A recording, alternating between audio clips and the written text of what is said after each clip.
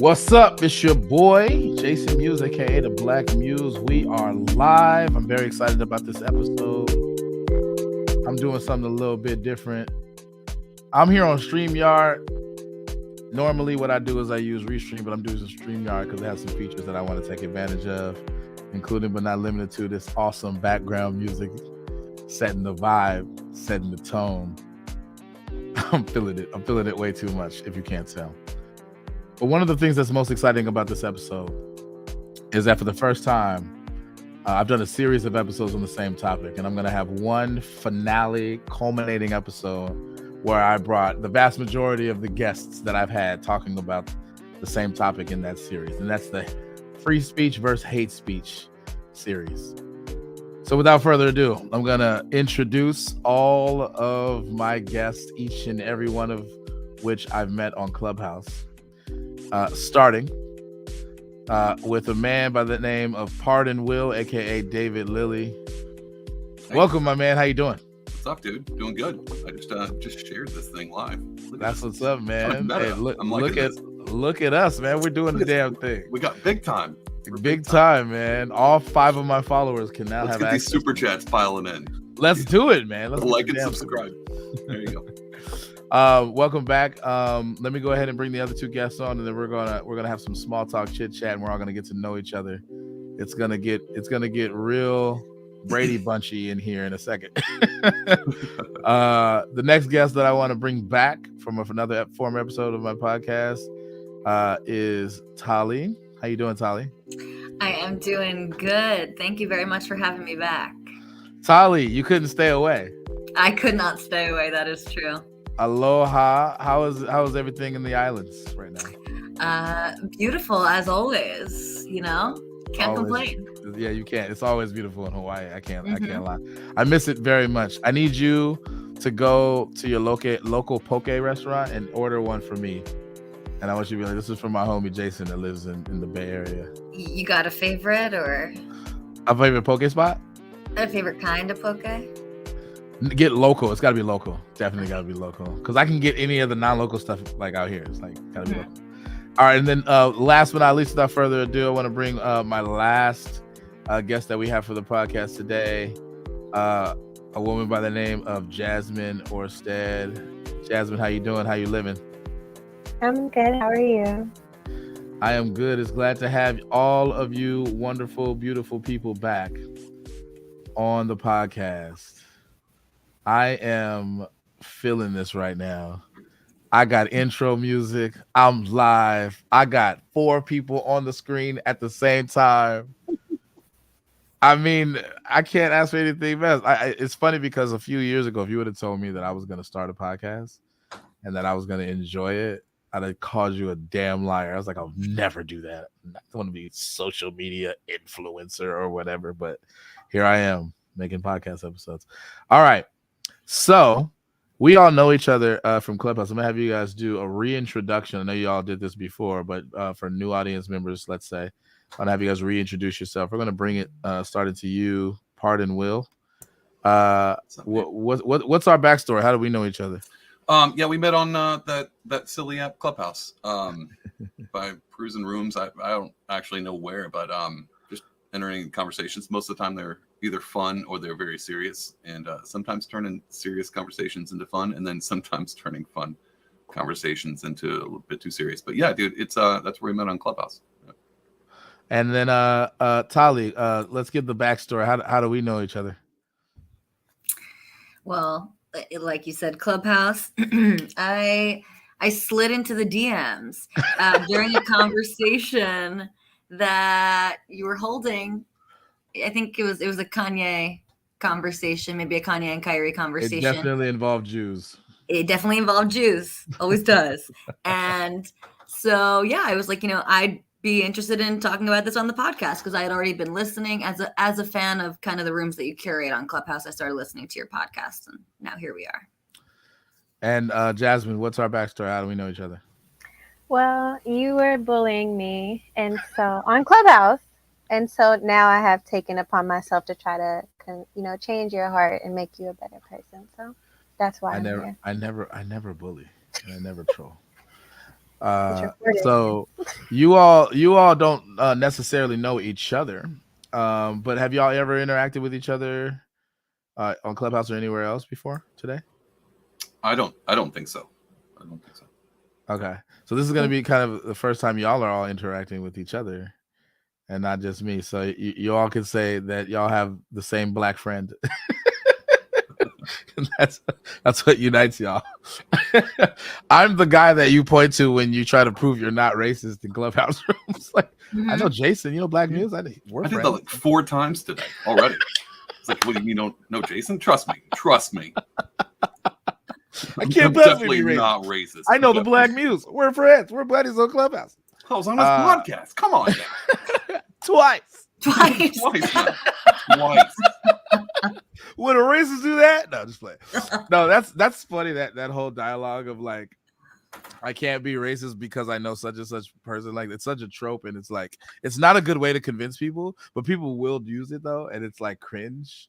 But a lot of times, it's like what I'm cringing at also is, it's like, dude, if you're actually not racist, like trying this hard to prove it is making it worse. Like, just ignore. Like if you're in fact not racist, like, it's people saying you are, it's not gonna make it so. Like, what?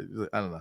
But I do get when people get a little offended, because it's just like, well, how could like you impugn my character or whatever? But all right, so we are here to have a culmination episode to discuss hate speech versus free speech, and I'm gonna try to provide some balance as I see fit. But there definitely is an ongoing debate that is it's basically trying to reconcile two seemingly irreconcilable sets of concerns. On the one hand, you have very sincere concerns around hesitation, or particularly around governments, but people in general, limiting the ability of people in the wider population to express the contents of their hearts and minds, because there is such a thing as being too draconian about that, particularly if the government is involved. And so we have a very robust free speech tradition in the United States, largely in part because of the recognition of how that can become tyrannical. We should be able to do things such as criticize our government and criticize our politicians and criticize those who are in positions of power. And if you stifle or silence people's ability to do that, it can contribute all kinds of horrible things in a democratic society such as ours. Versus, on the other hand, you have people who are sincerely concerned with the various ways with which the things that people express or utter or communicate can do very serious, non-trivial damage, particularly to historically marginalized groups of people, but to people writ large. And so there's very sincere concern around making sure that we put protections in place so that the consequences of people's free speech are not themselves forms of tyranny or despotism towards the marginalized groups. And so it seems like irreconcilable, because it seems like where the proper limits are is a negotiation of our society. And it's not always clear that the lines that either side wants to draw are sufficient enough for the kinds of concerns that they have in mind. So that's me attempting to be fair and balanced about this, but I want to go somewhat orderly. So here's me being like a Clubhouse mod. I want to throw it to you, Tali. I want you to kind of reiterate, if you wouldn't mind, kind of where you see this issue touching kind of the intersections of your identities and the ways in which you move in the world. Like, how does this impact you on a personal level? Yeah, so my feelings about hate speech versus free speech and what the limits should be on free speech have evolved in the last year and a half or so. And I am a Jew, a Zionist Jew. I'm a lesbian, so I have lots of I guess, identity cards that are both like valid marginalized identities, and also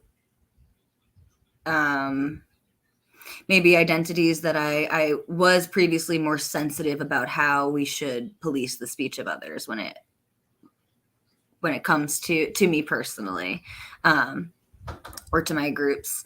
I think that what I told you this, Jason, in our first conversation, but my real change that happened for me was during, a sort of Israel-Palestine clash, and me being told that, being a Zionist is to be a racist, that Zionism is racism. And what I felt like, hey, I'm on board with all of these sort of things being bad, but this is a thing that I actually know a lot about, and people are just saying that it's bad without understanding it.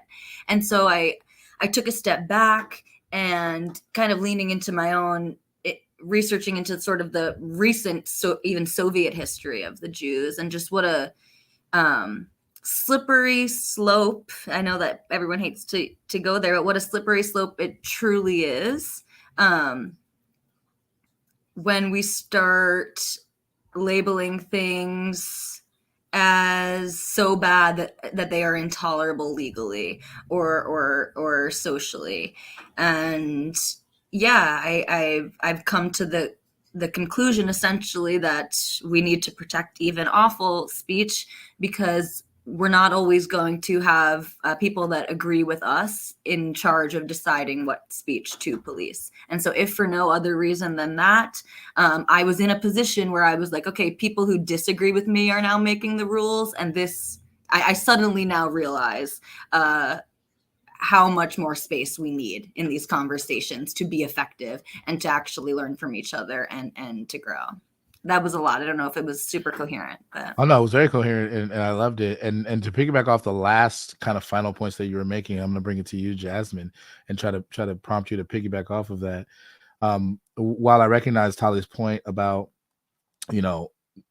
when the people who are deciding what can and can't be spoken are against you, it puts you in a position where it's easier to see how tyrannical that can be. That was basically a summary of her point. But I want to bring it to you, and I want to pull on that point and give a little bit of potential pushback, because part of what makes this controversial is the other side of that coin. And the other side of that coin is, but speech can be dangerous and speech can be harmful. And I'm bringing you into this, Jasmine, because your work is very much, in terms of anti-bullying and stuff, is very much like on the ground in the real, like hardcore real world damage that can be done. So like, if you can leverage maybe your experience with that to kind of answer at that part of the controversy, if you want, and you can respond to anything else she said as well. But I'm curious to see how you would bring that into this debate. Okay. I can see like your side of it for sure. Like, okay, well, people are still gonna have their thoughts at the end of the day, so why not give them the space to do that? But I also feel like you just can't allow people to do that, or there should have some type of restrictions, because that's only gonna grow, whether it's hate, whether it's disdain, whether it's just some sort form of violence toward other people. It's just gonna end up growing the more you have freedom to talk about it and to, go back and forth with people about how things should be handled. I'm like more so focused on kids and bullying, and that's what I'm like passionate about, is anti-bullying and making sure kids are safe, and trying, to hopefully like change laws and things of that nature. And that is a thing that's now coming up, is that kids, students, because college kids too, right? Their free speech should allow them to say kind of, not necessarily a free for all, but essentially a free for all, depending on the person. You should be allowed to say insert slur, insert whatever offensive term, just for the fact that that is your speech, and that it needs to be protected. So I am against it, and I know like it would be really hard trying to narrow down like, okay, this is all right, this is being too sensitive, this is like wrong straight out. But I think something has to be done, because there is horrendous things being said, whether it's on social media and just different platforms, that creates the potential for violence, creates the potential for ideas to spread that will lead to not just violence but death, in my opinion. So I'm opposite of it, but I can see what you're saying. And I'm gonna try to bring it to David, and then I'm gonna eventually get more discursive, so it's not like you're waiting for me to cue you up or whatever. But I just want to start. I want to make sure everybody speaks. It seems like one of the things that I can get from what you just contributed, Jasmine, is that the stakes can be high in a lot of cases, particularly when it comes to populations of young children and various forms of bullying and cyberbullying that a lot of free speech enables. The freedom to express oneself in any way includes the freedom to express yourself in ways that are detestable, and the negative fallout for young children could be pretty bad. And in extreme cases, can result in them receiving violence from other people and or them having suicidal ideation and acting on it. So to bring that to David, I'm going to lay this out at your feet. I'm wondering what your opinion would be, given kind of what we discussed about, free speech being sunlight being the best disinfectant. Like, in the context specifically, or the microcosm, the subset of our population where children are leveraging their free speech in ways that, in the ways that children behave, are actually potentially detrimental, and they don't necessarily have the maturity to know the damage that they can inflict, particularly when it is promulgated and maximized through social media, things like TikTok, things like Instagram, things like that. Like, the damage can be far reaching. And even systemic, because students have the ability to receive messages that pertain to them, but weren't necessarily like broadcast with them in mind, because the people don't know of them. They just know that they know about people that have the same categories. So they're speaking about Black people generally. They're speaking about members of the LGBTQ plus community generally, and that may implicate me, even though they're not speaking to me specifically. What can like how do we take into account that set of concerns, that very real set of concerns, when it comes to young people and how they abuse their freedom of speech, consistent with the principle that, hey, people should be able to say whatever they want? Actually, I disagree with that. Not with your statement. I disagree with that. Young children should be allowed to say what they want. I think there's a time and place for an expression of, if you're a younger person, but I look at freedom of speech as a First Amendment issue. Same with like the Second Amendment. Children have the Second Amendment right, so you can give them an AR. Probably a terrible idea. I'm going to go and say giving a 4-year-old an AR might be a horrific idea. I think it's the same thing when it comes to freedom of speech, without any kind of issue of being like, well, what is a right and how do we do this? I think at least a certain age, I think society. I think as far as society, we've set up parameters for this. And I think before you can exercise a right, you need to understand the responsibility that comes with it. And I think that's the playground to be able to let kids say what they're going to say, but understand that there's consequences versus that in certain aspects. So, if I have a 10-year-old in class, and when you're in class, free speech doesn't involve class at all. You can't just do whatever you want in class. There's rules and regulations. You can't do whatever you want in certain households, stuff like that. I think that should apply, and I think it should be used rigorously. I think, matter of fact, we should probably lock that down even more so. And one thing when it comes to social media, I think that actually needs to set, for a libertarian stance, I still think there should be an age restriction on majority of social media, especially when it comes to how you express yourself on that, and what you can be allowed to interact with. Very, very much, I fall in line, for those who didn't catch the first. I'm pretty close to being a free speech absolutist with some exceptions, because I think quashing speech, and we went over this, so I'll make this real quick.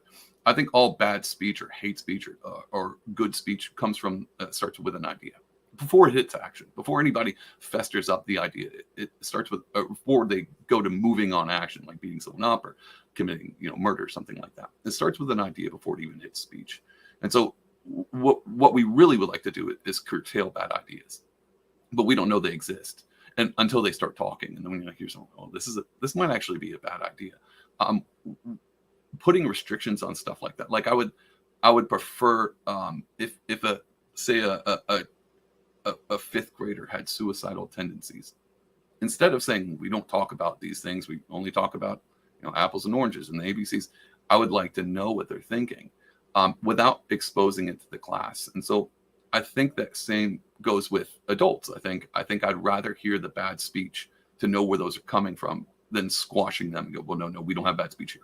And then let the ideas fester into actions. Because I think you can take bad ideas, hop over the speech thing, and go straight into bad ideas. And I think we've seen that. I mean, mass shootings would probably be a very good concept of going, well, I know this society doesn't like this particular way of talking, so I'm going to keep it under wraps, and then I'm going to express myself in a physical form versus speech, because we've done that. And so it is a conundrum. It is a difficult concept to kind of juggle with. But when it comes to younger people, I don't know if they can exercise freedom of speech the way adults can, or at least have their responsibility, or at least undertake the responsibility of that. Because a lot of times we have juvenile laws. You know, if a kid does something, the punishment will be on the parents. And the same goes when it comes to free speech. I think a lot of the responsibility when it comes to a child and the way they interact with their peers, especially on social media, should be, the backlash would be on the parents. And I think if the parent knew that, then they would authoritatively curtail their child's, the way they express themselves, and hopefully in a healthy manner. But yeah, that's where I stand. Hopefully that was a long rant, but hopefully that worked out. No, it was great. And we're going to get into the more discursive stuff. I think that it's interesting to hear a libertarian say that there should be limits on things. I'm a terrible libertarian, by the way. I'm You're horrible. a really bad libertarian. They all disown me. It's fun. Yeah. I'm in the back going, I think I'm here. Am I here? Yeah. And they're like, well, we're not quite sure about that yet. So it's fun. You're a suspect libertarian. No, but it's interesting, but refreshing to hear that perspective, though. I do think that I would be amenable to something I think that's fairly reasonable, which is probably legal minors should have some restrictions that are developmentally appropriate on what they can and can't say. And that's consistent with the way that we treat legal minors generally. I think that there definitely should be restrictions on access to firearms for legal minors, for sure. If you're not old enough to buy alcohol, I don't know that why you should be considered old enough to buy AR-15 or whatever standard rifle or gun that there is. So that makes sense. But once they are old enough, we're talking college age, there's still an analogous threat of very palpable, tangible harms in social environments germane to college that pertain to hate speech, to implicate this hate speech idea. Particularly at that developmental stage, a lot of times you're over 18, and people in college can be around the ages of 20 and 21, at least eventually. And indeed, people are older than that in college. From time to time, there's still a danger and a threat there, particularly around marginalized communities. So like some people don't kind of like come into their own in terms of their LGBTQ identity until around that age. And if that's the stage that you're coming into your own and fully being able to acknowledge it, right? And then you're going to be the subject of various forms of derogatory hate speech because of your identity, particularly if you're trans, in the context of a society that's not very amenable to it. Now, I think probably in 2023, there's probably the most acceptance there's been with respect to trans identities in particular, but there's still like anti-trans views. There are still people who literally hate trans people. They think of them as wayward. They think of them as sinful. They think of them as confused. They think of them as crazy in a literal sense, etc. And they view them as a threat to certain kinds of social norms around what it means to be a man and a woman. And in religious context, this is really pronounced. You have people who object to it on religious grounds, like God doesn't make mistakes. I've heard that refrain in the context of like entertaining or understanding trans identity is like what you say you have can't be a thing because my faith suggests that God doesn't do that. And people used to say similar things about gay people and lesbian people and all that kind of stuff too, right? And so there's still damage that can be done, serious damage that can be done, even when they're old enough. And so I want to throw it to the room and just kind of have y'all can come off mute and just interact. What are we to do with this dilemma here? How can we maintain the robust free speech tradition that we have and yet protect people to the whatever extent that it makes sense to do so from the negative, real world, tangible harms of hate speech? So when you were testing out sharing your screen, you had some JSTOR article, and I read like 2 lines of, I guess, the abstract that was pulled up, and it was fascinating because it resonated with me very closely. Okay, so Let me see if I can. I'm gonna have to log in. Let's see. I think I already logged in. I think this it's is literally it. just this first. Oh, yeah. No, that's not it. Is this it? Hold on. What was it called? Hate speech and public It's okay. I discourse. can read it from this, unless you want to open it all up, because obviously I haven't read the article. Here's a preview. Yeah, go ahead. I'm trying to make it bigger for people to see. Go ahead. Okay, yeah. All right, so forgive me squinting. Jeremy Waldron, among others, has forcefully argued that public hate speech assaults the dignity of its targets. Without denying this claim, I contend that it fails to establish that bans, rather than counter speech, are the appropriate response. By articulating? Yeah, sorry, I was just deciding how much of this I wanted to read. Okay, no worries. But essentially what struck me with that was when you and I were having our first conversation, Jason, and I was sort of making this defense of free speech, and perhaps in playing devil's advocate, you were saying, but certainly the things that Kanye was saying, for example, like offended you as a Jewish person. And they did. But my main point was like especially with Kanye, his anti-Semitism was so cartoonish and extreme that was less offensive, or less affected me far less than seeing the replies and the likes of just my like fellow civilian human peers being like, wake it up, like that is so true, like, all of these things.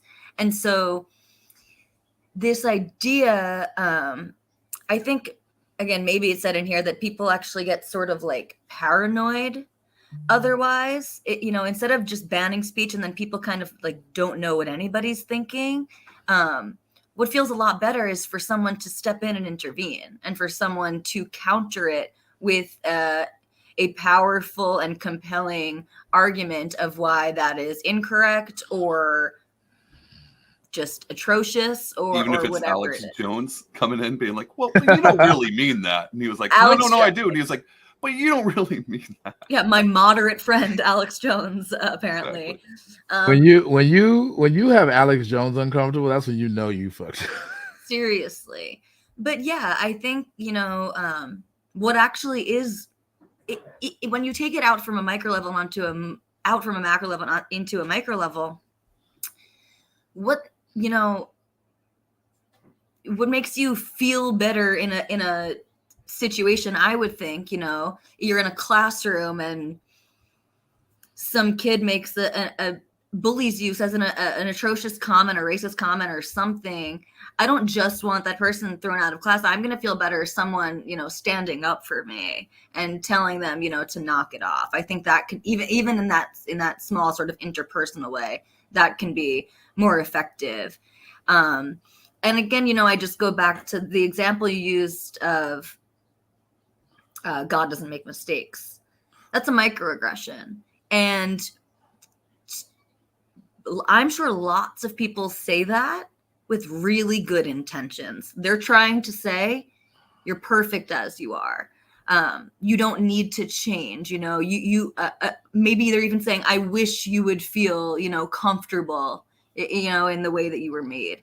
And so even if it lands really badly to you, the affected person, I don't agree that these things are necessarily so harmful, especially when it's sort of you're just absorbing things that are put out there in general, like you were saying, Jason, sort of reference to your group and not you personally.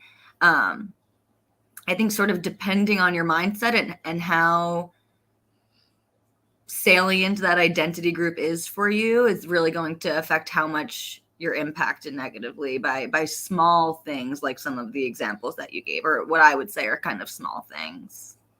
But what if it like shapes the way people see you too in a wider context? It's not just what people say directly to you or say that implicates you, but it's the prevailing ideas and beliefs about people like you that color how people treat you, that make people more or less likely to follow you around in the store. if, for example, the idea is that a black man is more likely to steal, right? Or that make people think, any kind of offensive or inane things about you based on whatever your identity is, that because you're a woman that you can't be a CEO of a Fortune 500 company because that's not a job for a woman. I actually had an interesting discussion with somebody on my podcast who I disagree with respectfully and vehemently, that was genuinely trying to argue that women shouldn't be pilots. And I was like, why? And she was like, because that's the kind of role that has a lot of stress and you can't be emotional. And I went, but like some women aren't emotional.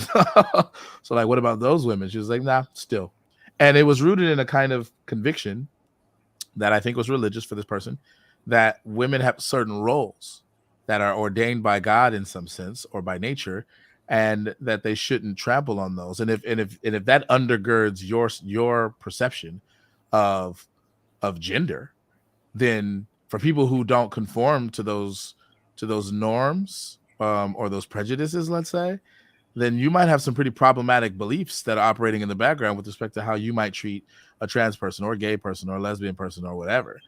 Because those are people who are queer generally, and genderqueer in particular, are people who in many ways behave in ways that deviate from more traditional expectations of what men and women are supposed to do. Right.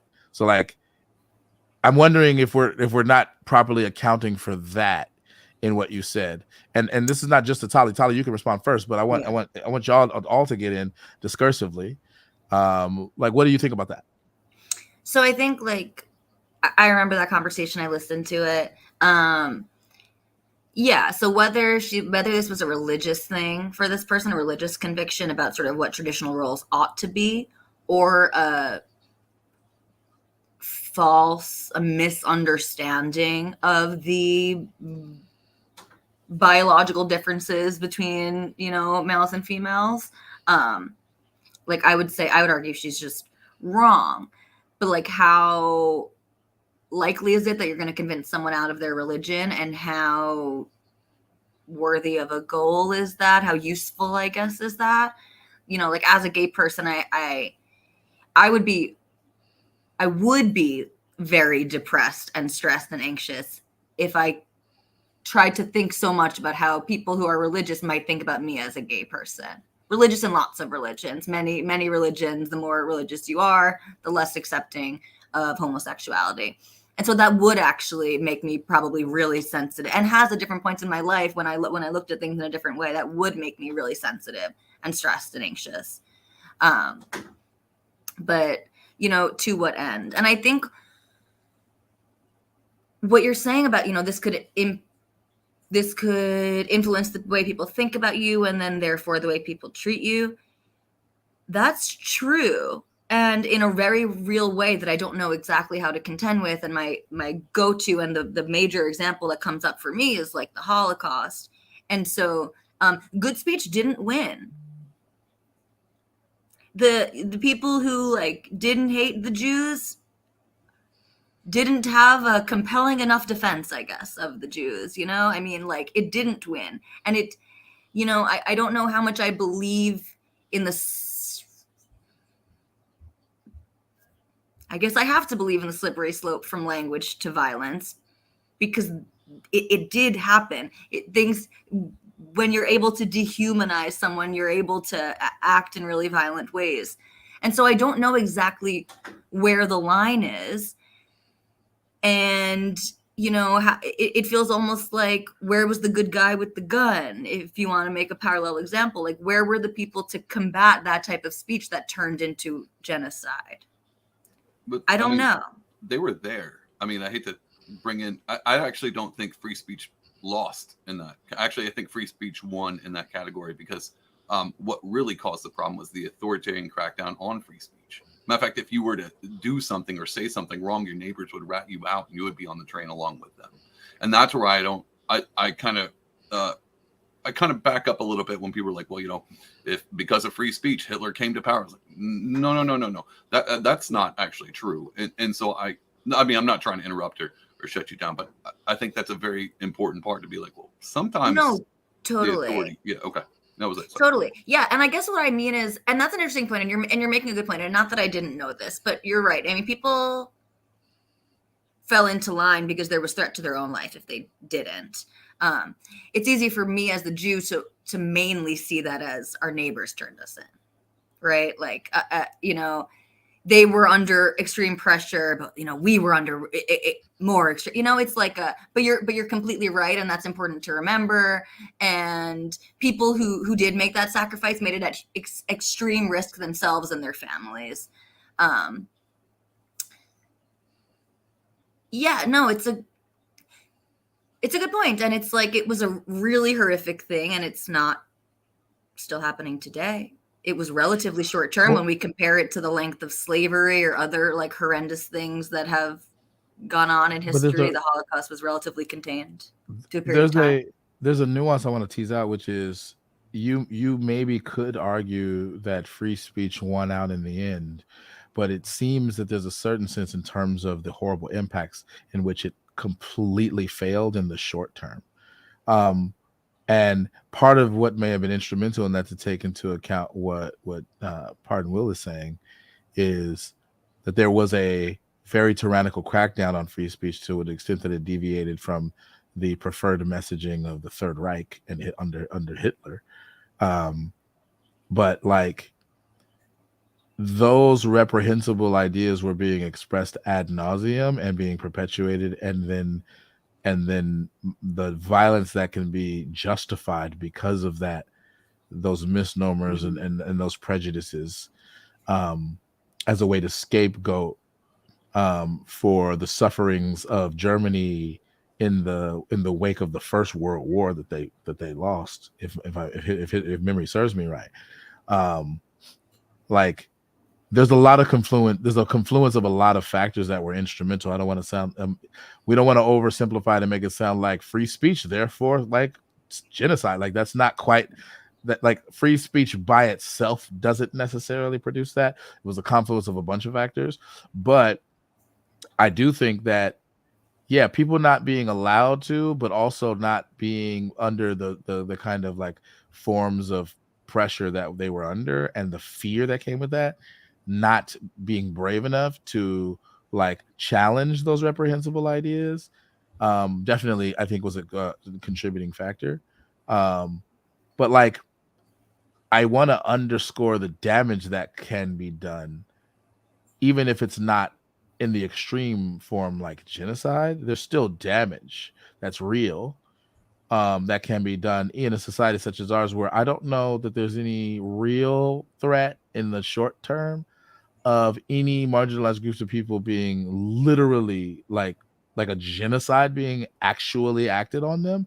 Even but though multiple marginalized groups in this country, or activists, or people, some people within those groups will say that they'll evoke that rhetoric, but it's really currently enduring genocide. It's reflective of, it's in some sense hyperbolic and an exaggeration, but it's reflective of, I think, the tangible harms, which I'm actually trying to get at, right?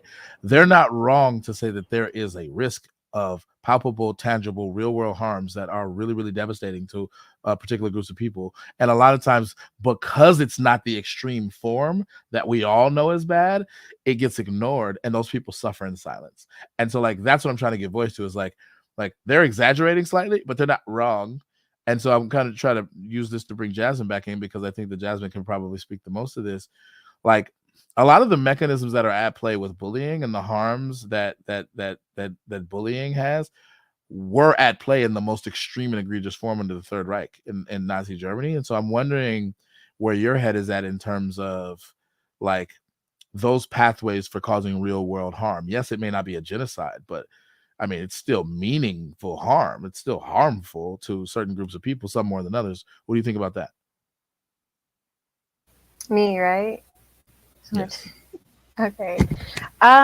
So I just wanted to I was going to reference the same thing, you and I talked about, but the shooting in Buffalo. And I said Reddit when I was talking to you, but it was actually 4chan. And he said that he started getting what him putting in place for his manifesto and everything. And it was a 180-page manifesto that he had online telling people how to do a copycat of what he did, right?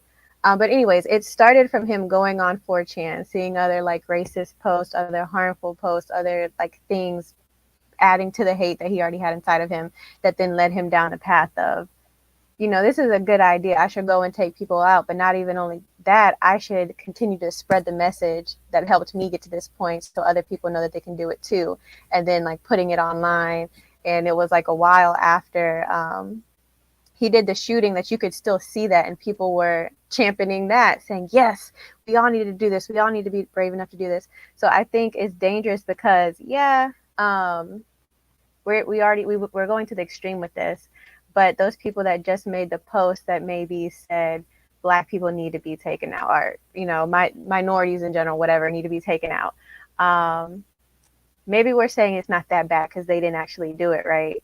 But they added to the steam of him getting to the point and being, you know, revved up enough that he's actually going to go do it. So I think that's kind of why it needs to be restricted, because even if I might not do something myself, I might be giving some other person to go all the way with it. And even taking it away from that, I was on Clubhouse last night, right? Because Clubhouse, we love Clubhouse. And they were talking about, you know, what happened in Memphis. And somebody said, well, you know, we just need to get to the point where when they take one of ours, we take 5 of theirs. And like, we just start killing police officers' family. Like, what? So obviously I left. But I would like, that person might not actually do it, right? But somebody else might go and say, you know what, they're right. And this is what we need to start doing. And that's why, and I feel like, you know, Clubhouse would be kind of harder to police. But later down the line, it's like, no, because that's crazy. And there's going to be other crazies that hear that. And even, you know, referencing Clubhouse again, I was in a room a couple months ago, and I believe it was Jeff Bezos they were talking about. But they were talking about like how much farmland he owns. And they were like, you know, if somebody just goes on and kills him, like, yeah, it'll take a while, but that will end up in the farmland being up on the market and we can start buying it up. And people were actually listening to this and saying, so what gym does he go to? And for some reason, these people knew what gym he went to, and it's just really, really weird. But just stuff like that, like people shouldn't be allowed to share those kind of thoughts. And again, that is the extreme, but I think there's baby steps in between that we kind of need to quash out so we can't get to the extreme. Do you think that not allowing people to express those kinds of thoughts is going to stop people from thinking those kinds of thoughts? I don't. But I also think that if you and I have a conversation about doing something, maybe you and I might not do it. But if you and I bring that conversation to a public platform where millions or however many other people can see it, somebody might see that and they might be the one to do it. I think the more you expose people to thoughts regarding harm or whatever the case may be, somebody is going to be more likely the more people you add to it. So I don't think it's going to stop it. Do you factor in the likelihood that the more you allow the reprehensible speech to be expressed, the more opportunity you have for people to push back against it, and then whatever positive gains can come from de-radicalizing people or preventing people from becoming radicalized in the first place? I don't really feel like that's the way that.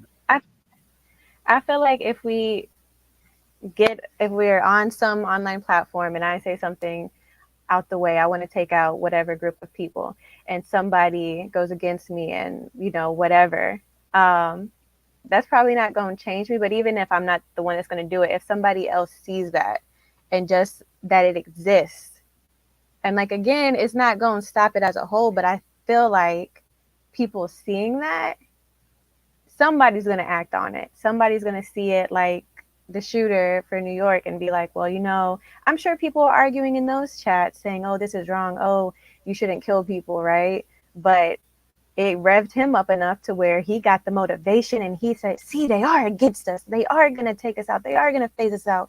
We are being outnumbered. Yeah, you're right. Let's go do this for America. So, you know, like, maybe had homie not been exposed to all that and allowed himself to get to those years and to plan his whole thing, it would have been stopped. Like, obviously, do I think he was crazy? Yes. But I just think there's other people like that. And even if they do something extreme, like, go shoot and kill people. Maybe in their own lives, they're just doing smaller things that still have a big impact on other people. So it doesn't have to be extreme for it to be harmful. But if you're walking around thinking, oh, these people are aggressive, oh, these people are whatever, you might end up beating somebody up. That's not going to make, headlines. Oh, you might, I don't know, just do other things that is going to impact your thinking. So, yeah. And Will, what do you think about this kind of, for lack of a better term, moral hazard of allowing reprehensible speech and therefore the ideas that that speech expresses to foment in places like social media online, like the toxic place that is Twitter or some of these Clubhouse spaces? I think Jasmine's point is a very good one. As a snowball rolls downhill, the more you start to pick up steam, and you might lose people in the process. Like she said on the club, I have a little bit different personality type. So on Clubhouse rooms where someone starts talking some real crazy stuff, I tend to lean in and don't leave because I've used this before. I like when people show their cards. It's a bit of poker. She's laughing. I like when people show their cards. Saying, I think they were cuckoo, so I just dipped out. I was like, yep. I love crazy people. Crazy people are, it's entertainment if there's anything to that. But I think I like when people show their cards and they lay them out on the table. If you're playing poker, the last thing you want is to be bluffed. And I like when they're like, hey, this is the cards I have. What do you think about this? So I can go, well, I can tell you why. Number one, that was a bad idea. But I can also lead you, and we can have that. It's that the light is the best disinfectant. I don't like when people are shoved into a corner to fester, and then they'll find other rats in that corner. And then regardless of whether or not it's on Clubhouse with like a ton of people, or on Twitter with, the same with Kanye. Like, I'm glad Kanye said what he was thinking. I'd much prefer that than him do something outside of that. I like exposure. I like the truth being out there. Maybe it's not the truth, but it's what they're thinking. And I'd prefer that than it be closeted away, because when you closet it away, those things tend to make me nervous. The other thing I'll bring up is even on that concept, I don't like the idea that people are going to be bad people. And I don't like the idea that bad people will find other bad people. And I really don't like the idea that bad people will encourage other bad people to become worse. But I don't think shutting them down and silencing them is going to fix that problem. I'm a bit more of the Daryl Davis. I'd rather Daryl Davis, hopefully everyone listening, he's a jazz musician, a black jazz musician who would go to meet KKK members. And then one by one slowly started to reform them. And they started to they actually gave him their KKK cloaks. And I love that guy. And I think that was poignant. He instead of shunning the problem or trying to whip them into submission, he went and met them face to face. And the thing that they dehumanized him because he was black, but at the same time, he didn't dehumanize them because they were dehumanizing him. He actually contended with it, and they had thoughts, and they would have arguments, and he worked, and he didn't have to, but he put the time and effort, and for God only knows why, but he did it, and it worked. And I think when it comes to reprehensible thoughts that lead into reprehensible speech, before they become reprehensible actions, instead of cutting the tongue out of the mouth, I'd rather change the way they're thinking. And that just takes a lot of work. And I don't know if we have the amount of effort. I don't know if everyone has the amount of time they have to put in to change their neighbor's bad thoughts, nor is it their responsibility. But the more they're exposed to good thoughts, the more they start to go, maybe I'm wrong. And we've seen this. I mean, I've seen this in my personal life. I don't know where else. I don't know if we have an example of goods, or I don't know if we have an example of speech being quashed in maybe the last 3 years that end up maybe shouldn't be quashed. But we started shutting, ideas down. And then we find out later on that maybe we shouldn't have shut those ideas down. I mean, I don't have any good examples in the last 3 years. Maybe you guys can come up with one. But I think it's important to let people talk it out and have that argument. Thus the distrust. And now you have people. I'm sorry. Go. I'll go and end there. No. Was that expert sarcasm? It was, right? Maybe a little bit. Okay. Tali, tell us how you feel about Kanye West expressing his ideas about the Jews. The truth. Yeah, I saw you smiling. I'm glad we got the same thing. No, I'm just glad that he's finally speaking the truth. Now that is expert level sarcasm. No, but so to go into it a little bit more serious. The thing about Kanye is that he's massively influential, and there are a lot of people who feel and think the things similar to, if not exactly the way Kanye expressed them. He's not alone in that. There are a lot of members of my community who view themselves as speaking truth to power when they talk about Jews in the ways that they do. I got somebody in the chat right now that may be an example of that. Jay Namath. Congratulations, you got my attention. But there are people who have a whole bunch of ideological and I think problematic, but ideological presuppositions nonetheless about Jews standing in positions of power that implicate whiteness, which is a very controversial idea for the Jewish community, because Jews under the context, particularly in the Third Reich, weren't considered Aryan or white. And so to now label them that in the American context pisses off a lot of members of the Jewish community for understandable reasons, because it makes it seem as though you're like erasing a part of the oppression that they face as a community. It's a very, very palpable one. And it has a lot of the same generational traumas associated with it, analogous to the kinds of generational traumas associated with the forms of persecution and oppression that my people have faced. And so of any group of people that can understand that, it's my people. Like, we can understand that. Like, that's that. There's no need for the Jewish community and the Black community, to whatever extent, we don't overlap, and sometimes we do, to not be having a meeting of the minds about that. Like, there's no need to get into the oppression Olympics between these two communities. Sometimes, though, our communities, Tali, we be competing for that gold medal in the oppression Olympics. I don't know what it is, but we always, going all out. And it's so ugly. It's so ugly. Yeah.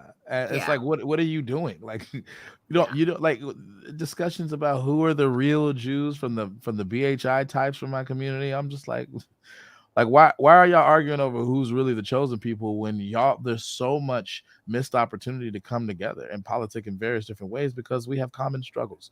Like, there were Jews, an unspecified number of Jews that marched in the civil rights movement because they understood that our destinies were tied up together. And there were members of the Black community that marched lockstep with the Jewish community to face and deal with some of the forms of oppression that they dealt with. Right. Like, and sometimes when our communities fight, we lose sight of that. Like we're enemies or some shit. It's like, that's so silly. Maybe this is why the Jews like me, because I don't. It is. I'm not very happy with that aspect of my community right now. No, it's true, and and then of course, like, there's faults to go around, and lots of individual people from the Black community or the Jewish community, if those community, it's a very loose term here, right? Where especially Black people are a large population, especially in America. Sorry, I lost my train of thought for a second. What was the last thing I was saying? Anyone?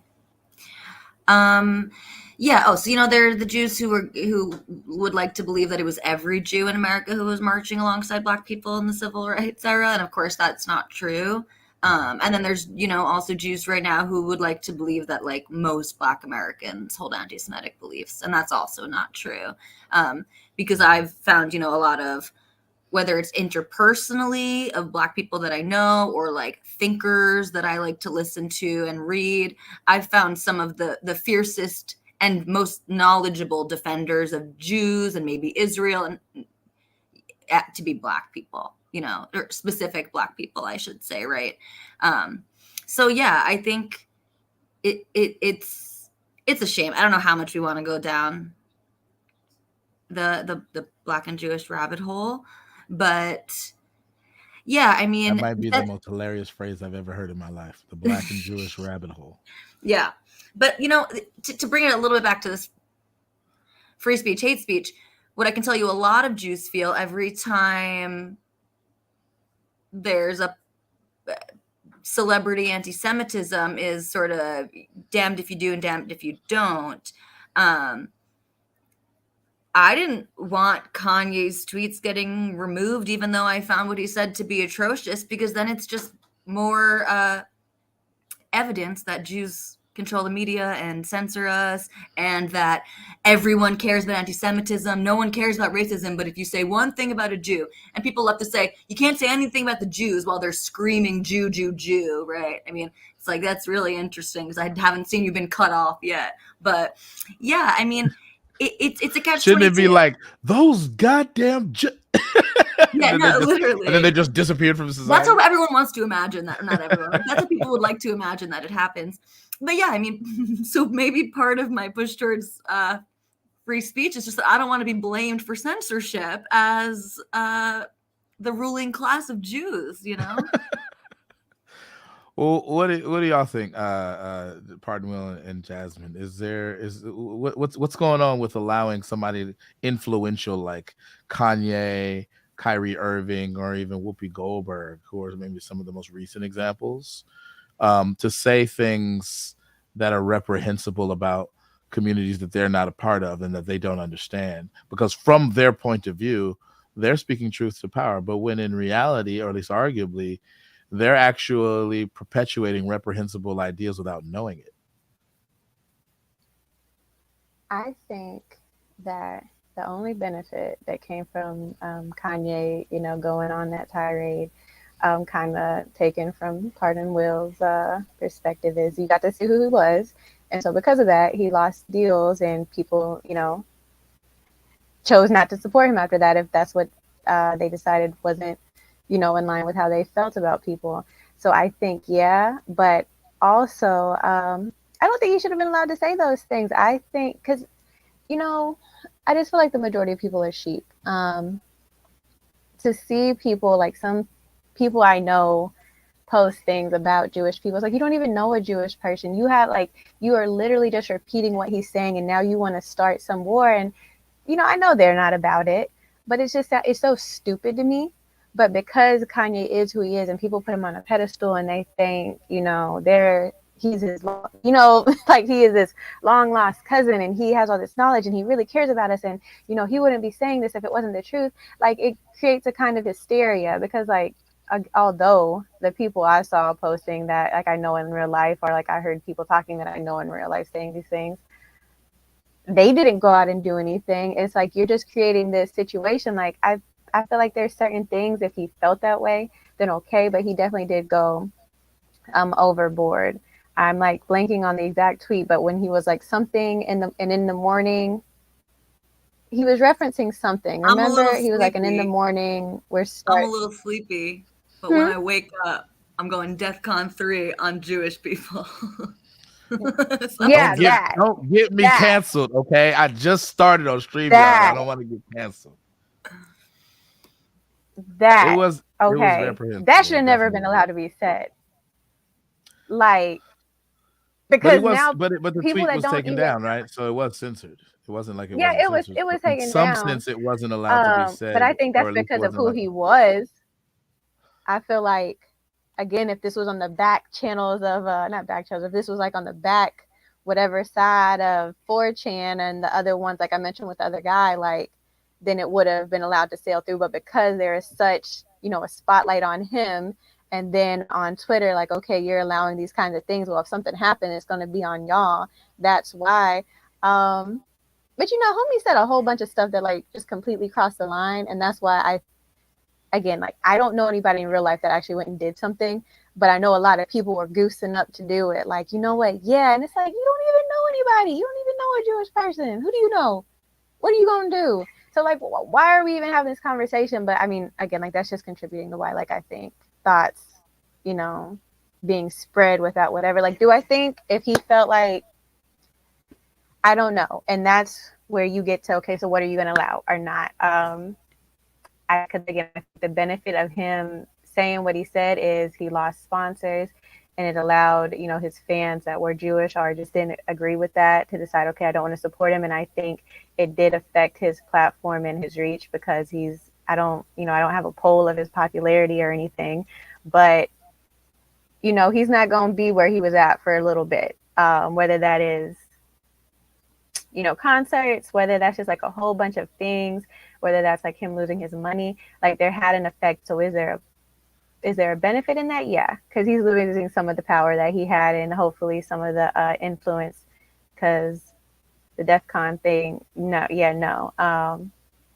But yeah, no. So somebody like him, I think that just kind of proved it, that people that have no idea about Jewish people it's just repeating talking points. And now you think, yeah, now you retweeting what Kanye said, and yeah, let's go find something. Like, are you crazy? You sound really stupid. But I think the internet, like, it emboldens stupid people at times, and that's what kind of makes it a scary place. I went on I'm sorry. Sorry. I was trying to get you to speak this whole time. I'm happy. No, but that one did it. Even on Clubhouse though too. Like, I'm on Clubhouse a lot, but there were people saying things like that, and it's like, you don't even know a Jewish person. You just gonna go Google? Like, that sounds so stupid. Yeah. But how can you do you not acknowledge that there's some kind of potential benefit in enabling these people to speak? So one argument that I've heard. No, I do. Well, okay, fair enough. But one argument that I heard that I want to present to the room to consider is that it can serve as a release valve, that actually allowing the people to say the reprehensible shit, particularly if it's violent, is allowing them to get it off their chests, and in some sense make it fairly apparent that they perceive themselves to have a grievance, however illegitimate it may or may not be. And the fact that they got it off of their chest and they got to express that frustration, which may be genuine, if not also baseless, has some value, because not having them feel the genuine frustration to that degree, and then not being allowed to express it, and them being forcibly silenced and relegated to the outskirts of society for something they think is a legitimate grievance, has the potential to foment the hatred even more, because now they feel that they're justified. And the evidence for this is that when they tried to voice what they perceive as a legitimate grievance, it was stifled. Right? Aren't we doing more harm than good by trying to silence the reprehensible ideas? I feel like in that situation, it would force somebody to have like a one-on-one conversation in real life, even if that's not like with, again, like I keep referencing like Pardon Will, but how like you're talking about like the KKK, like you would have to talk to somebody in your life, even if you're not going to, the person within that community that like you have disdain for. Like, if I go talk to my friend, like, yeah, man, them people, and they're like, nah, like, you sound crazy. I think for change to happen within you and you actually start thinking about stuff is going to come from real life human interactions, not from me going back and forth with you on an internet platform. And I think if it's like, again, like I referenced the people I knew that said questionable things after Kanye, I would tell them like, bro, like, you're crazy. And again, like, that's like an online kind of thing, but in person, and I tell you like you're crazy, then you kind of got to sit there and you're like, you feel shame. And I know like that's something like we're trying to get away from in today's society. It's like, oh, you shouldn't shame people. But I think shame can be good, because then you have to kind of sit back and think about like, I might be going a little bit too far. I might be on the outskirts. Do I think if we don't provide the outlet, people are going to be like little teapots and boil over? Potentially. But I think there's a greater chance that you're also going to simmer down too.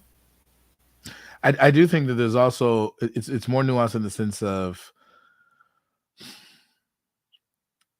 there may be parts of what the people feel that they're aggrieved by that are actually legitimate, and other parts that are illegitimate. And I think that something like that is true of Kanye.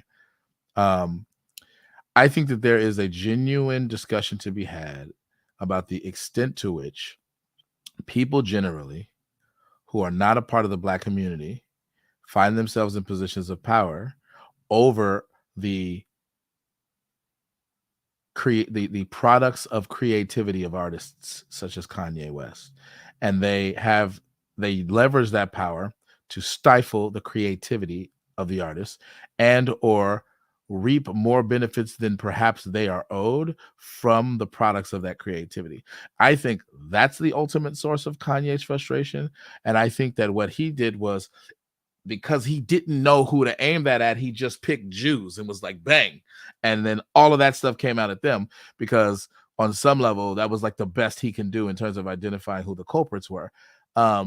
And I don't know that that's even fair to lay at the feet of all Jews, even if it were a very, very, very small fraction of Jews who were involved in those positions, over his music and over his fashion line and over other things that were keeping him from making moves in the way that he wanted to make moves, right? It's still not fair to put that at the feet of all Jewish people, like the regular fucking Joe Schmo Jewish teacher who makes fucking $50,000 a year ain't got shit to do with that, Kanye West. Like you need to be able to, somebody needs to be able to sit your ass down and tell you, bro, like that doesn't make any sense, bruh. And with love, Kanye, I love you to death. You're a very smart person in certain domains, but that contention is just it's indefensible. Like it doesn't, like logically, it doesn't make any sense. Like if you have like a few people who are in any group, right, to say that because they did X, that means that all people who fit that description or who are part of that group are involved or implicated in that, is dumb. And I know Kanye gets this, because implicating all black people into what a few black people do and say is fucking racist. And I think Kanye West would know that. I think he would understand that. Like, and he's smart enough to get that. What frustrates me about Kanye is he don't want to hear that shit, because fundamentally he wants to defend an indefensible position about the evil conniving Jews that are like running the show in terms of the music industry or whatever. And it's like, bruh, like why are you buying into this shit? Like, just to, like, your frustrations are totally misplaced, and otherwise you would have a legitimate basis to complain, and you can leverage your influence in ways that are constructive and not harmful to groups of people who have nothing to do with what you're complaining about. Like that's my critique for Kanye West and any other person who thinks like Kanye West, right? But like latching on to the Jews did X and therefore I'm pissed at the Jews.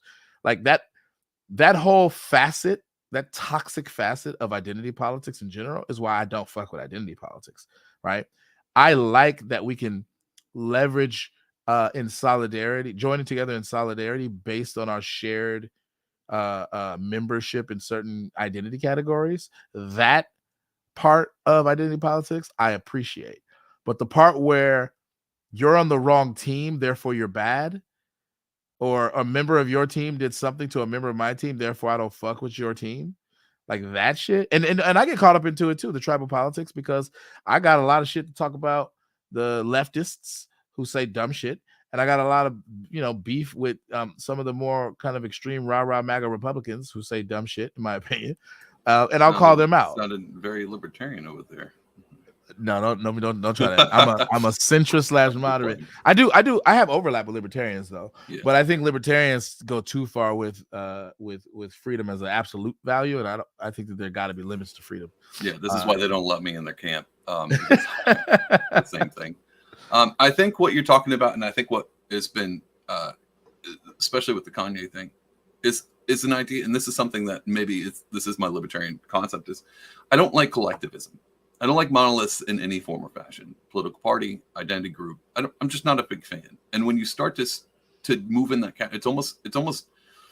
it's a snake that eats itself. So as much as you want to be like, well, this is my tribe, and then when you start to do the same thing like Kanye just did, it's all Jewish people. I'm like, well, you're not thinking this through. And so if you're going to play those cards, you have to apply them to all things. And so I'm a bit more of an individualist, I think, about the merit and content of character and a lot of those things versus me just assigning anything to any and all group, but also having nuance and being like, well, there are some ways to look at a majority. I think it's smart to take a large topic, like a large thing like the Jewish identity, and go, well, we should maybe make it a little bit more dynamic than it's one simple trope.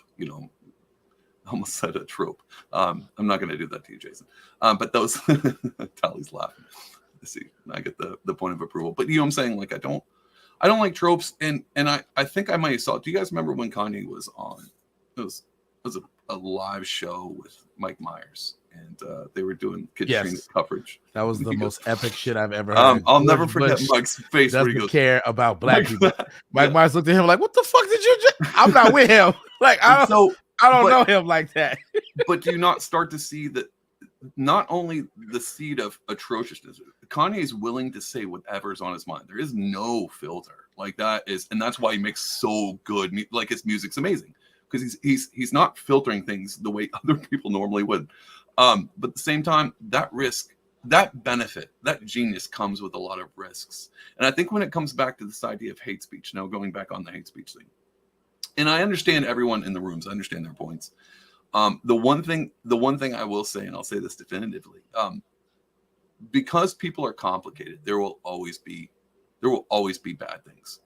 We're not ever going to move to a utopia. There will always be bad people with bad thoughts, with bad words, and with bad actions. They're always going to be. The best we can do is try to reform, or at least do something to keep it from expanding on into a culture of something like that and giving it authority. Like government, again, libertarian thing coming through.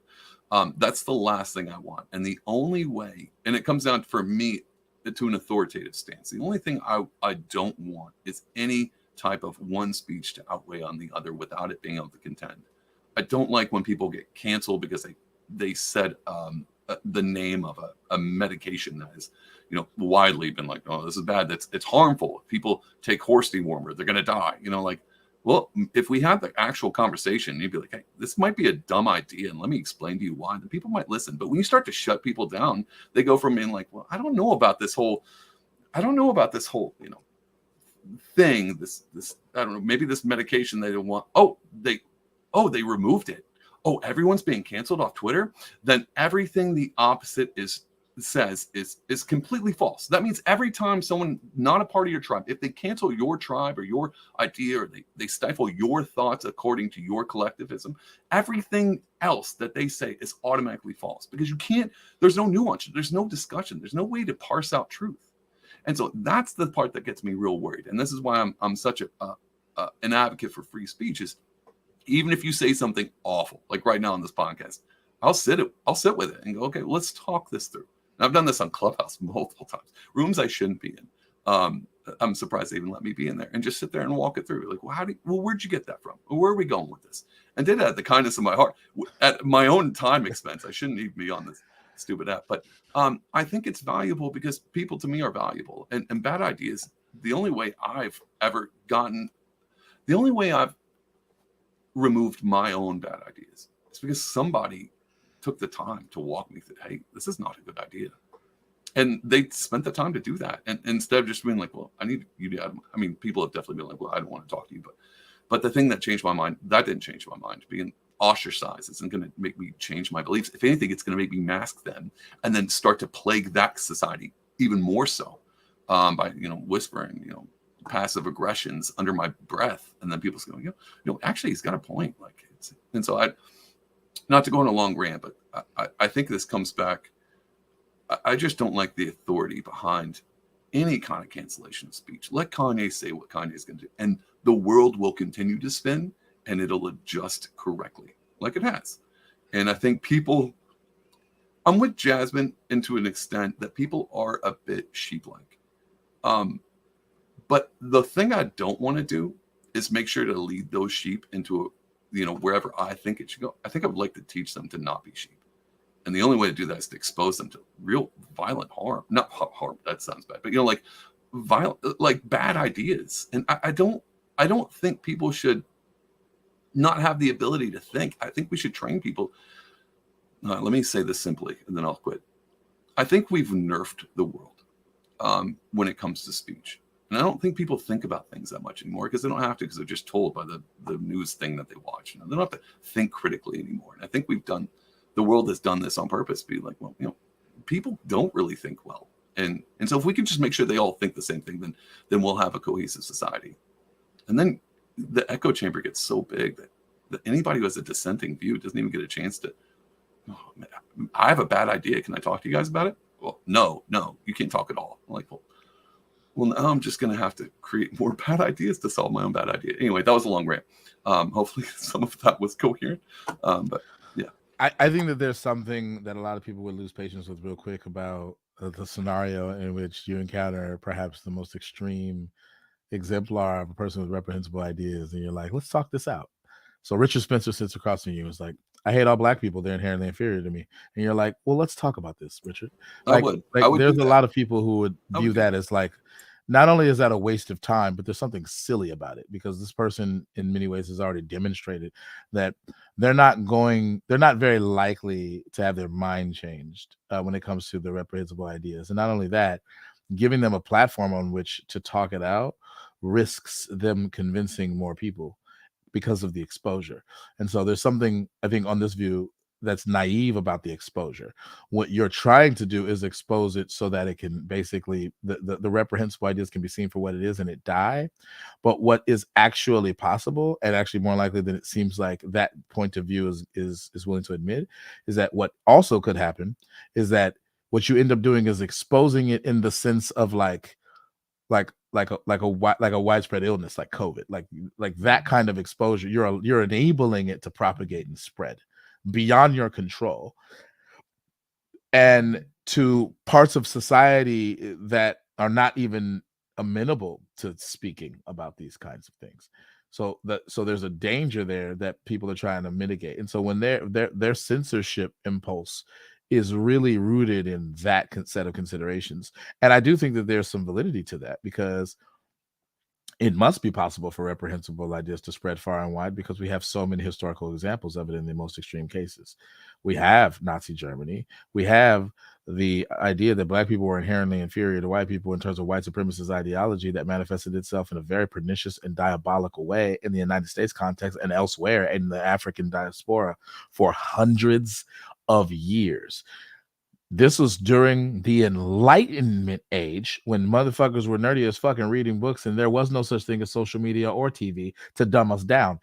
Even during that age, where the founding fathers, however geniuses that they were, many of which owned people as property. Like that's an indictment on the Enlightenment if consistent and concurrent with those ideas, which I as a philosopher cherish so many of those Western ideas. I was born in it, I was raised in it. But even I look back and go, damn, the motherfuckers owned my ancestors. And that's not a plaything. Like, they literally owned my ancestors as property. And like, the fact that it's possible for reprehensible ideas like that to be normalized to such a massive degree, consistent with Land of the Free and Home of the Brave and all of that beautiful prose and all of that beautiful rhetoric, all men are created equal and they have inalienable rights to life, liberty, and pursuit of happiness. Like, that prose was concurrent with the practice of chattel slavery. It's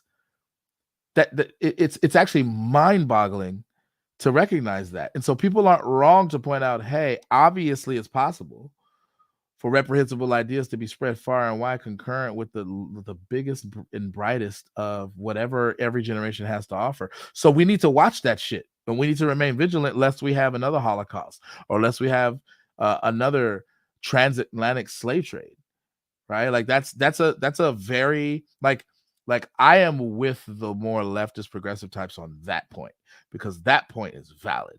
Right. I think they go a little bit further with it in terms of, so therefore you can't say anything I don't like ever. And it's like, wait a minute. What if you're wrong? What if you're spreading reprehensible ideas? Like, sometimes these reprehensible ideas aren't even like malevolent in nature, at least in their original intent. Sometimes they're actually done with the best of intentions. I think the idea that we should nerf the world is probably an example of that. You can have too much compassion.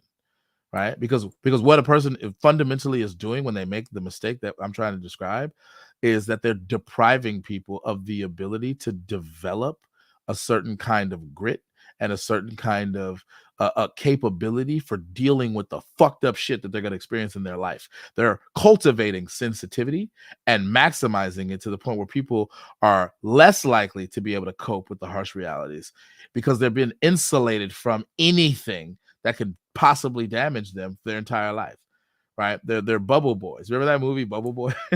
I mean, there was a whole book about the coddling of the American mind. Did you? Exactly. And that's a good example. But even on the flip side of the idea that these founding fathers, you know, they owned slaves while writing the Constitution, obviously weren't quite up to date with their own writings. But even at that same time, maybe not that exact same time, if you were to look at like, well, how do we squash reprehensible speech back in that day? Well, you know, you burn them at the stake, like they did with witches. Like, hold on, these women over here, they're saying some weird stuff. Burn them. And that's what we have today. Not to say like literal witch hunt, but we use that phrase often because it's something that we take abhorrent speech and go, well, what do we do with this? Are we going to be able to convince them otherwise? No. So what's our only option? Ostracization, send them out in the woods, or light them on fire. And that's the thing that I think we constantly return to. I grasp the point you're making, and I'm not going to censor you. But I am a little uneasy. I am a little uneasy about flippantly talking about a practice that actually took place where women actually died by the hands of mostly men because they were perceived to be witches for dumbass reasons. Like that, the Salem witch trials and shit. Like that shit's actually not a plaything. But I get the point you're making. You're not evoking that to try to be hopefully I wasn't making it a joke. I'm acknowledging. I'm more expressing my discomfort with it. That's a me issue. I'm not again. But it was so offensive, and Jason, I can't believe you just mansplained that to him. So you're both canceled. Okay. Don't tell women how to feel about the Salem witch trial. You like how me and Jason took over the room. Like, no, hold on, women, be quiet. We're going to talk about the Salem witch trials real quick. Sorry, Jason. I made a joke about it. You're canceled too. I'm self-canceling myself. I can't believe this is him. But I do want you to get in some more, Jasmine. Do you have any kind of loose thoughts? Like no wrong answers. I don't like it when you get quiet because I don't know if you don't want to speak or if you want to speak and you don't know how to get in. Like that makes it sound no. So then. I don't know. So at what point, even if what is the middle ground that would make stuff okay that's not like super violent, but it's still something that you feel? Obviously, like I said, my thing is bullying. So like those are things that I just revert back to. But like there were these kids in Texas that for their school page, like it was like blank school name. Monkeys and something where they were like taking black kids and they were putting their pictures and like saying they were gorillas and stuff. So it's not violent in the sense that they were saying go hurt them, where like other schools have done that, right? They were more so just expressing the thought that they think that they are animals.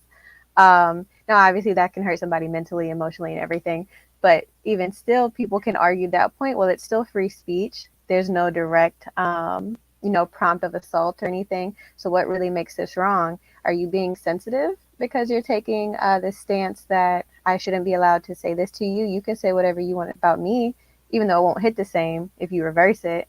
So if we're saying we can't go to the extreme, would that count as the extreme too, or no? Would that just be a thought that you have and it should be protected because that's something that was argued that it should be protected? I think an almost more important question is, going back to the coddling of the American mind. And I was a therapist in a former life, in a recently, a few years ago, and someone whose main concern is, I don't mean this at all towards you, Jasmine. I'm not trying to say that you don't think this or feel this, but someone like a therapist whose main concern is like that one specific child or individual who is dealing with like that's disgusting and racist what you just described. I didn't follow the entire thing. I don't know where that was published exactly, like what kind of school, but that's disgusting. And anything analogous of Jews or of gay people, I would find that equally as atrocious. But I think the more interesting question is like, how can we actually protect that person? And if we're never going to be able to eradicate hate speech, if we can only remove it after the fact, and so people may still be exposed to it, and we live in a digital era where there's going to be a screenshot reposted to another site, and the Kanye tweet that was taken down by Twitter, still lived on other social media platforms, even just of people reposting it and talking about it. And so it's going to live on. And like as a therapist, for example, I worked in an eating disorder clinic, and so lots of clients had concerns about how other people were like judging their bodies or horrible things they might say about their bodies, maybe you know, fat phobic things or things of that nature. And we don't help the person by saying, you know, like, stay in your house, or, you know, like, you're right, no one should be allowed to say these things. You know, you can teach the person to set boundaries. You can teach them, you know, or help them come up with responses if they're comfortable engaging and countering that type of speech. And you teach them how to cope, because you're going to be exposed to hurtful things in your life. I think we're never going to outgrow racism. Like, as you know, I think we are tribal people, and we look different from one another. And, you know, infants show in-group preference, like in-group racial preference. Not because babies are racist, but it's how we connect, how we know, like, whose family, who are the people that are, like, programmed to protect me here, right? Who's more familiar? Whose faces am I used to seeing more? This is just completely natural. And so, while I think, or at least I like to believe, that we advance as a society, and that slavery in America, in the West, is not coming back, and that the Holocaust couldn't actually happen again. And I do hope that that's true, you know, barring the overthrowing of the West, basically. We need to prepare people for the reality that is, while we're all working on, like, being better versions and reforming our own racist, bigoted whatever beliefs, we have to prepare people to deal with the world so that they can be a well-adjusted human and a you know, better functioning person. Because the more that you're concerned, the more that you're focusing on sort of your own victimhood, real or imagined, the worse your mental health is going to be. I mean, rumination, it does terrible things for anxiety and depression. And so these are things that are much more clear. We understand the mechanism of how people can get into sort of depressive, you know, cognitive traps, than, like, specific words are going to automatically trigger those traps, right? So you could have two people of the same group exposed to the same speech, and one person might really perseverate on that and ruminate on that. The other person is unaffected. And so maybe it's not the speech that is just automatically, maybe the speech is not inherently responsible for a specific outcome if we can't even really predict what the outcome is going to be. And especially when we get into sort of bullying, and this is where I get a little more culture war-y, we're going to disagree on, like, what is even bigoted, you know? Like, people believe that it's bigoted to say, like, there are two sexes.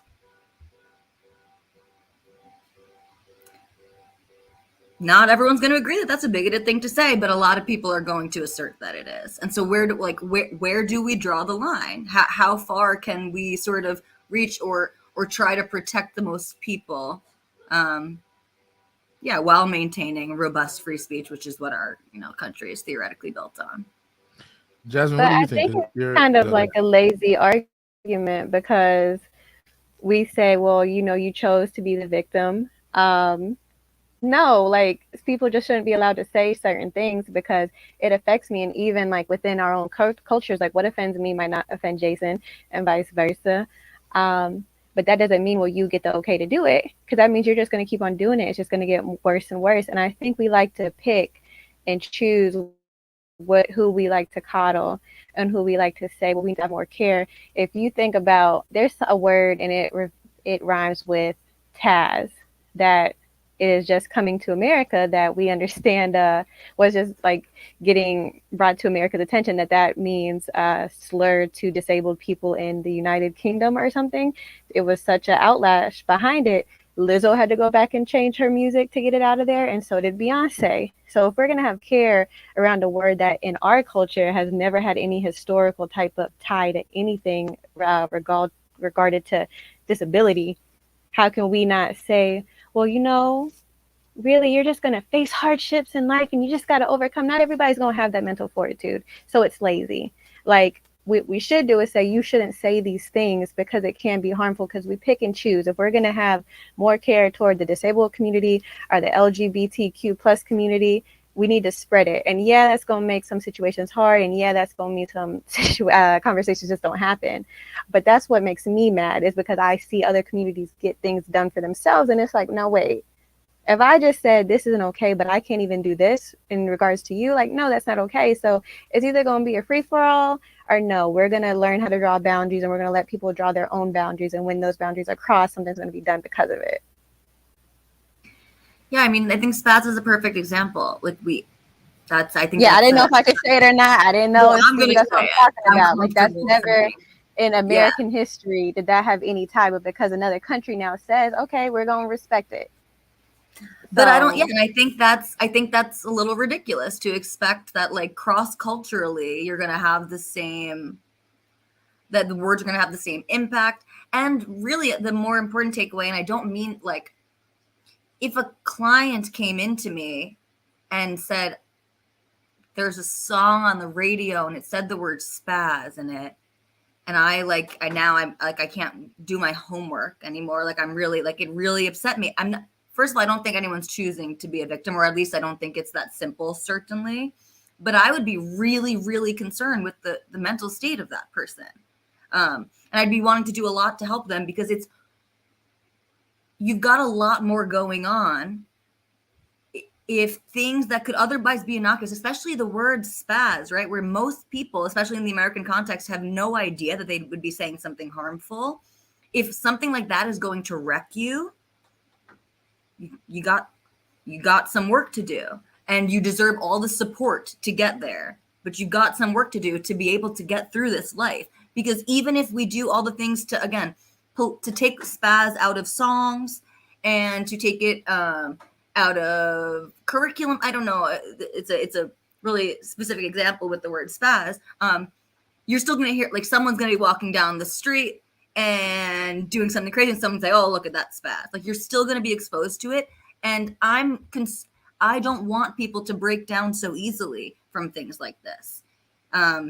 It's for their own well-being and benefit. And again, as a therapist, even if I believe that, like, even if we talk about something much more egregious, like the N-word, for example, which I think holds very different weight, especially in America, than saying the word spaz, I would both want to affirm to my client, to my patient, that that's got to be really hard. That's despicable, and like, how can we make sure that this doesn't negatively affect you, that someone else's stupidity and bigotry is not going to now have a negative impact on you? That would be the focus. And I think that's what our focus societally needs to be. Well, I think that there's some nuance and I've talked about it with probably several of you in our kind of one-on-one exchange.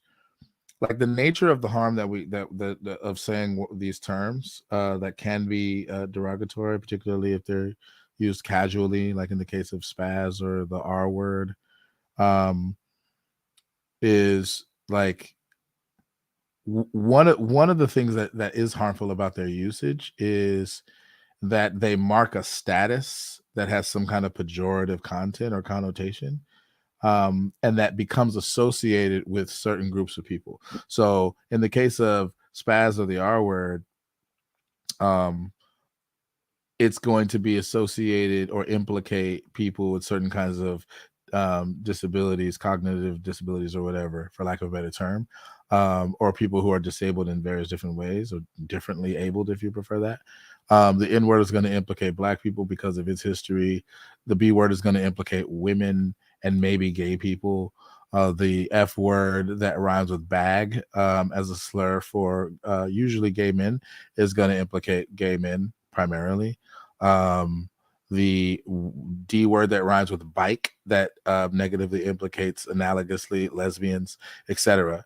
And the K word that rhymes with bike is going to implicate Jews. I get the rhyming words. You get the rhyming words. Yeah. So part of the harms of these words is not just that they're said, but that their uses perpetuate pejorative associations or stigmas that implicate people unique groups of people based on their identities. and they perpetuate statuses that are pejorative.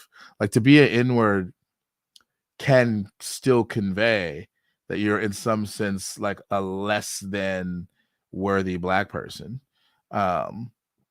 Like there's a difference between being an African American and being an N-word. To be an N-word is used even to this day to convey uncouthness, lack of being civilized, ignorance, maybe being poor, maybe being the kind of person that has some kind of behavioral disposition towards criminality, a thug, a gangster, all that kind of stuff. Those are all kinds of pejorative, stereotypical associations, and those things get perpetuated in certain kinds of uses of that word to the point where people feel it's probably best not to use it.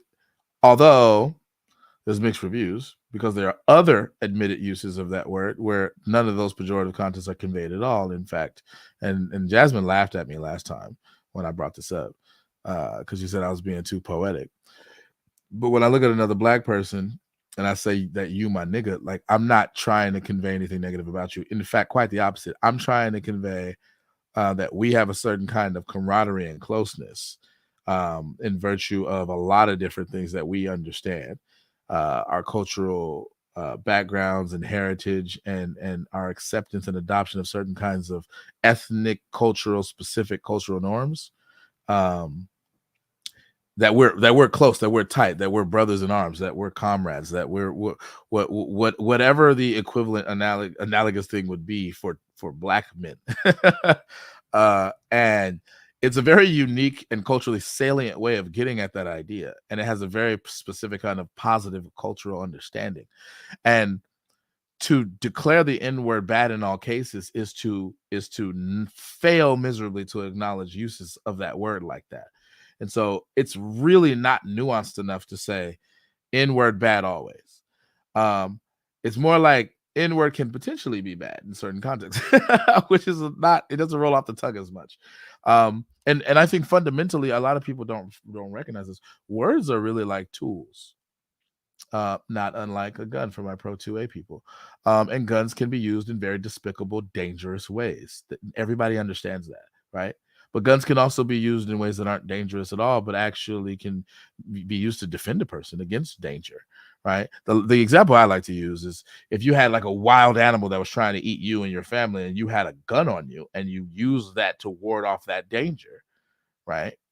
And I know PETA members are probably going to be mad at me. I can't please everyone, right? My animal rights activists are going to be mad. But like if that was going to happen, like that would be perhaps a noble use of that tool, right? Or if a person was threatening your life in such and such a way, and you, as a last resort, use that weapon to ward them off or neutralize the threat. Let's say it ends up in a happy ending. You shoot the gun up in the air, and the warning shot makes them scared, like, oh crap, this person's packing. Never mind on this robbery, I'm out, or whatever, right? Nobody died that day. That's.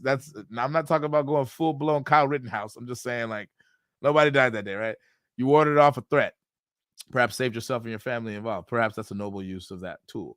Words are like that. And this one of the same tool, one of the same word can be used in ways that are harmful and ways that are not. And I feel like we need to be very nuanced about that.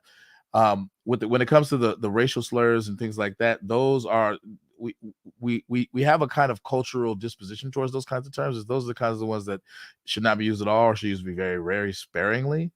And then you have in-group, out-group dynamics, right? Like probably non-Black people shouldn't use the N-word at all.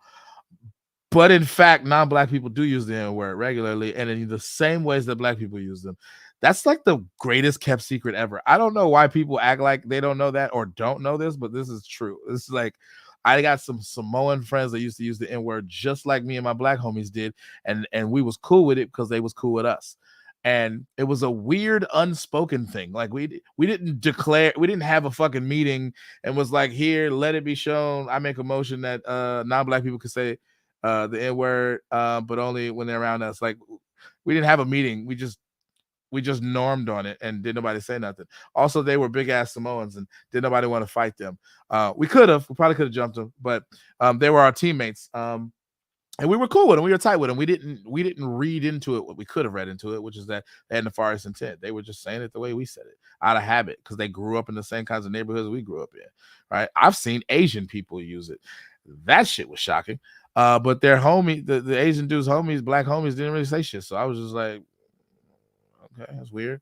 I've seen a white dude use it like that, but it ended up becoming an issue. That white dude got jumped by a different. He's not mentioning me. That's no, don't but say like I've seen a white dude. It was a white dude that like it was a white dude that grew up in the hood, and he was interacting with black people constantly, and he was talking the way they talk.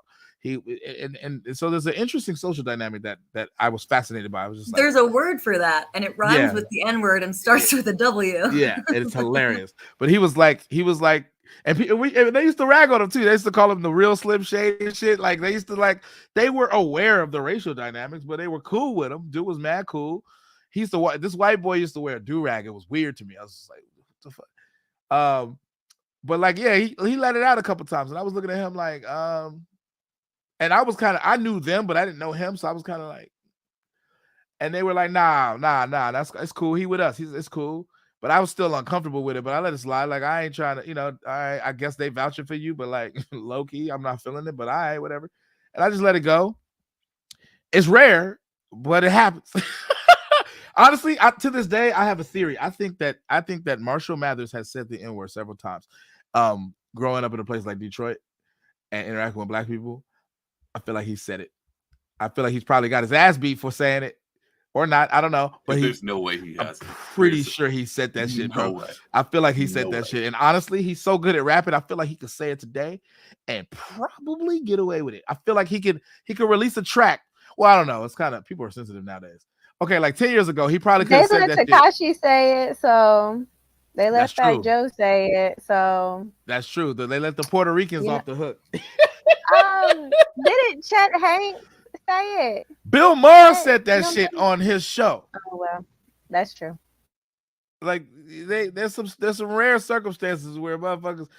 Louis C.K. said that shit in his comedy routines. Just letting it go. I was just like, okay, but it was like 10 years ago. Not to excuse it, but Chris Rock gave him that pass. Remember? Yeah, Chris Rock was on the show. Yeah. So, Seinfeld wouldn't say it though. Nah, he was uncomfortable. Seinfeld was like, he was not comfortable at all. Yeah, but Chris Rock just kind of laughed it off, like, "Oh, you crazy." I was like, Chris, bruh. But like, I understand it, like the cultural milieu around that, particularly in comedy, where you're being edgy and where like it's culturally salient to say the shit you're not supposed to say, right? Like, I understand the culture of it, but yeah, there's a lot of nuance there that we miss when we try to police people's words. And I actually want to move to. I'm being a little bit long-winded, but I want to move to something that we didn't cover, and I wanted to cover a few minutes back, and that's this. To Jasmine's point, we do have a set of cultural norms where we pick and choose who to coddle. I think that was a brilliant insight, and looking at it through the kind of social justice racial lens, as I understand it, a lot of times we have people who politic in such a way, typically right of center people who politic in such a way where they actually want to coddle white people sometimes, particularly white conservatives.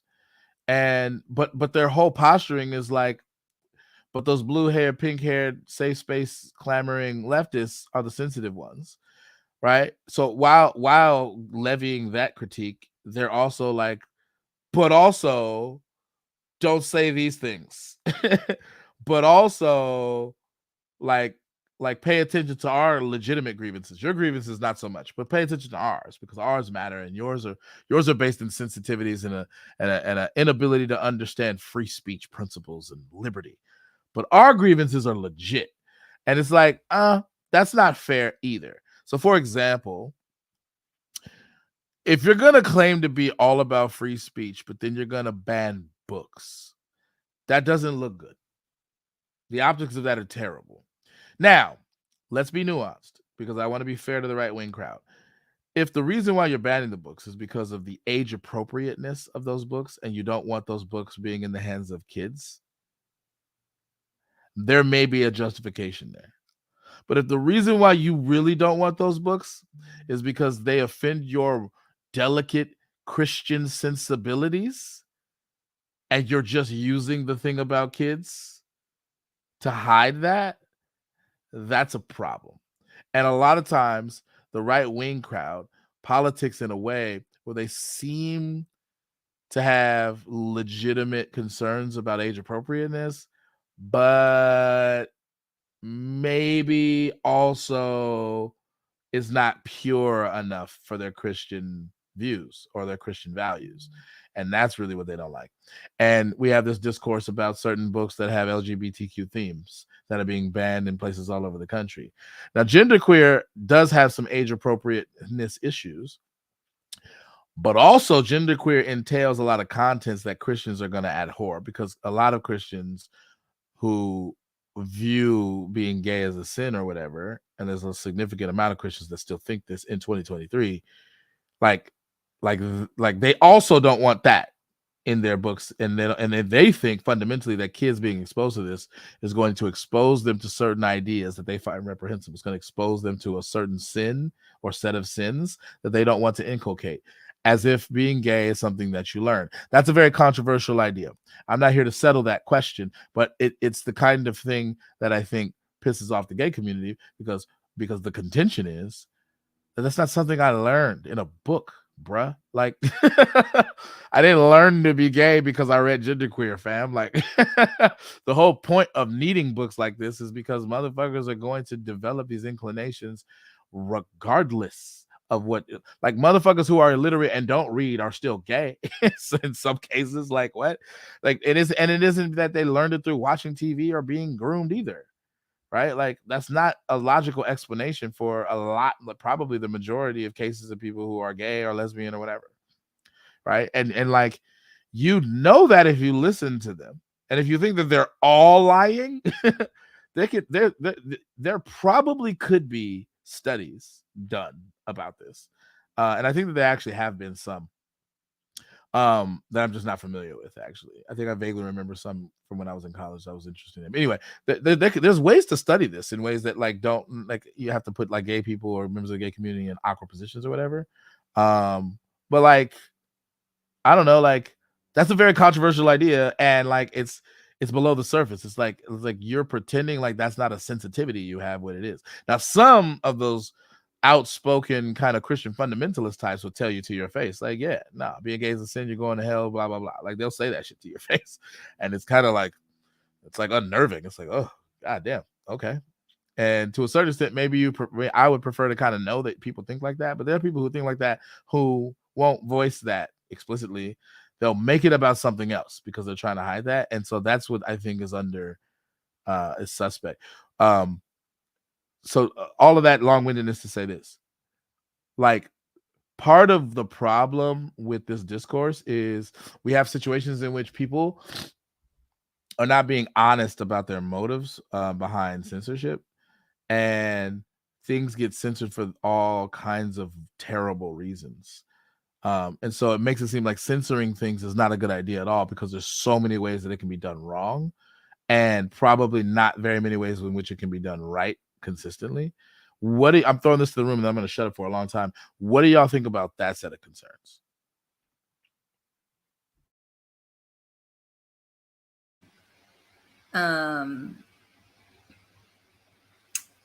So if I understand precisely your question correctly, I mean, hypocrite's gonna hypocrite.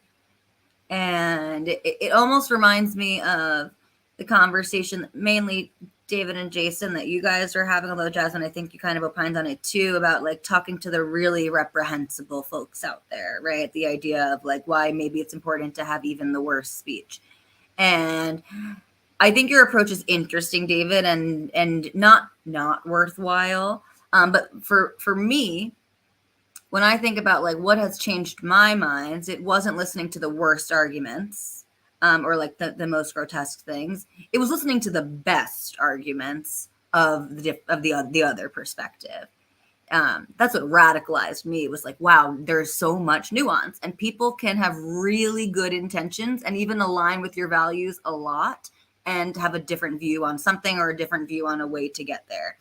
And once I sort of demystified that someone who disagrees with me is not my enemy, that took me a long way. And so I think I completely agree with you, Jason. And I'm less inclined to debate the person who says these books shouldn't be in our school because The kid, me and my two mom, that book, Me and My Two Moms, or whatever the title is, like, is going to promote homosexuality, and homosexuality is a sin. I have less interest in debating that person and more interest in talking to the person who says there's sexually explicit content in this book, and I don't have a problem with the fact that there are gay characters, and I think gay characters that age appropriate. Someone has gay moms. I think that's okay. I'm concerned with sexually explicit content or developmentally inappropriate, even just like cognitively or something like that. So yeah, I don't know, how do you account for the hypocrites? I think another thing we could all do more of is try not to be a hypocrite. I think that's a really interesting thing that I've done, again, as my sort of ideologies have shifted and my beliefs have shifted. I've had to break some old habits, which is, for example, when I was like, I guess I went through a little, a bit of an awakening, and race was one of the big ones and gender was another one of them. But so when I was in the race aspect of it, and I was like, wow, like maybe things are not racist just because someone of that race says it is, like, for example, and I was in a Whoopi Goldberg Clubhouse conversation, and I was calling her Karen Elaine Johnson because that's her name. And I was told that's racist of me. Like, this is a Black woman, and this could have been, this was a slave name, and this is what she wants to be called, and it's racist of you, or whatever. And I was like, well, no, it's fucking anti-Semitic of her to try to appropriate my name, and also my last name was also given to me, this is not, whatever, 3 generations back, all these things, right? And so I took so much of, where my eyes were open, rather, of like, wow, just because someone says something is racist doesn't mean that my intentions were racist or that it inherently is. And so then I have to check myself with my listen to Jews about only Jews get to decide what anti-Semitism is, because that was a refrain that was very instant for me. That was a reflex for me. And I've had to try not to be a hypocrite on that. And I think that's really important. And the most colorful way to see this is like in politics specifically, right? Try not to be hypocritical when it comes to your team. Don't get mad at the thing when the other people are doing it and then cheer it on when it's the people who you agree with or in favor of an ideology or something that you believe in, we could all go a long way to try to not be so hypocritical, and I think that would improve the discourse overall. But I think contending with the hypocrites is not the most, it's not going to change hearts and minds. And if the goal is to change hearts and minds, then contending with the best arguments is the way to do it. Is the goal to change hearts and minds, or is the goal to just prevent the reprehensible ideas from spreading? I think that's actually both. I think that's a 2-part plan. The only way to keep from spreading is by changing the hearts and minds, and then in the process of doing that, it's the same thing we see on Clubhouse all the time. And people talk about this, and I'm like, well, why are you in that room having this conversation?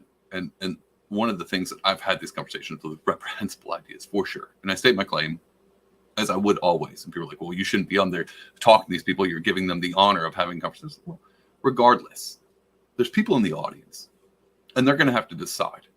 And when you put these bad ideas against good ideas, maybe I have the bad idea and they have the good idea.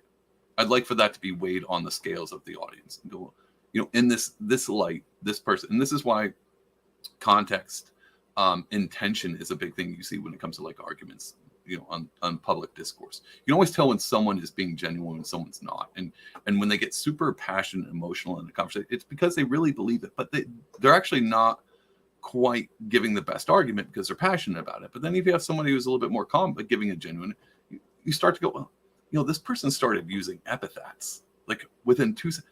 I don't know if I really want to sign on to this. And so there's a lot of context when it comes to certain things in this. So I still think it's a two-part plan.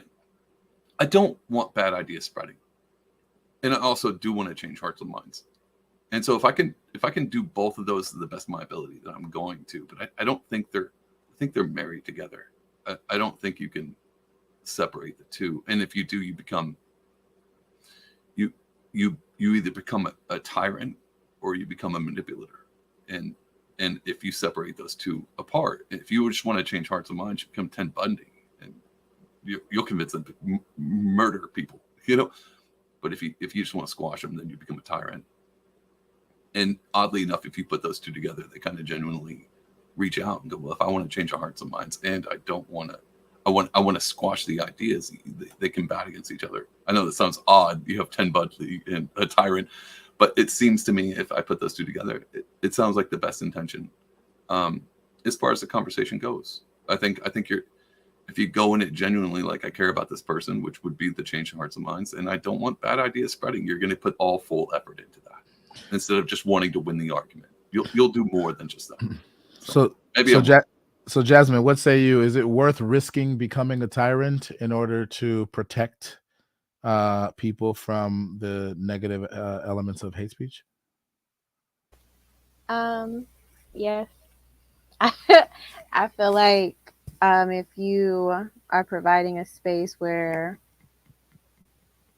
they're not learning certain things, and when they are introduced to concepts that are hateful or harmful, whatever, then it's going to be foreign to them, and it's going to be, okay, this is wrong, we should. And I guess that's taking the autonomy of the person to not decide for themselves. But I feel like that is okay to do, because why would you want to teach the other side of it when it is something that arguably shouldn't be, you know? I guess that's kind of my stance on it. Is there ever a possibility that our judgments about these things are flawed?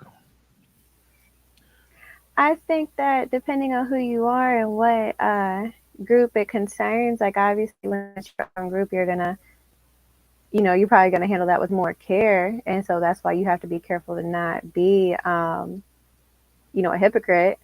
But like, I try to stay out of that zone. Like, what I would want for my group, I would want the same respect and everything for other racial groups, LGBTQ, all of them, I think. Like, what if, like, your judgment of what constitutes doing that is wrong? So one example that I like to use, I think is a very illustrative example, is that in the interest of remaining gender inclusive, people, certain groups of people started adopting the use of the term Latinx, getting rid of the O and the A, which are feminine and masculine.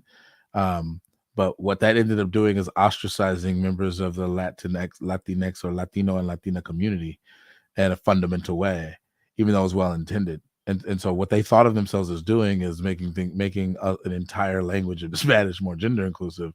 But what they did was they ended up conferring a sense of ostracization for linguistic norms that people were, like, very attached to.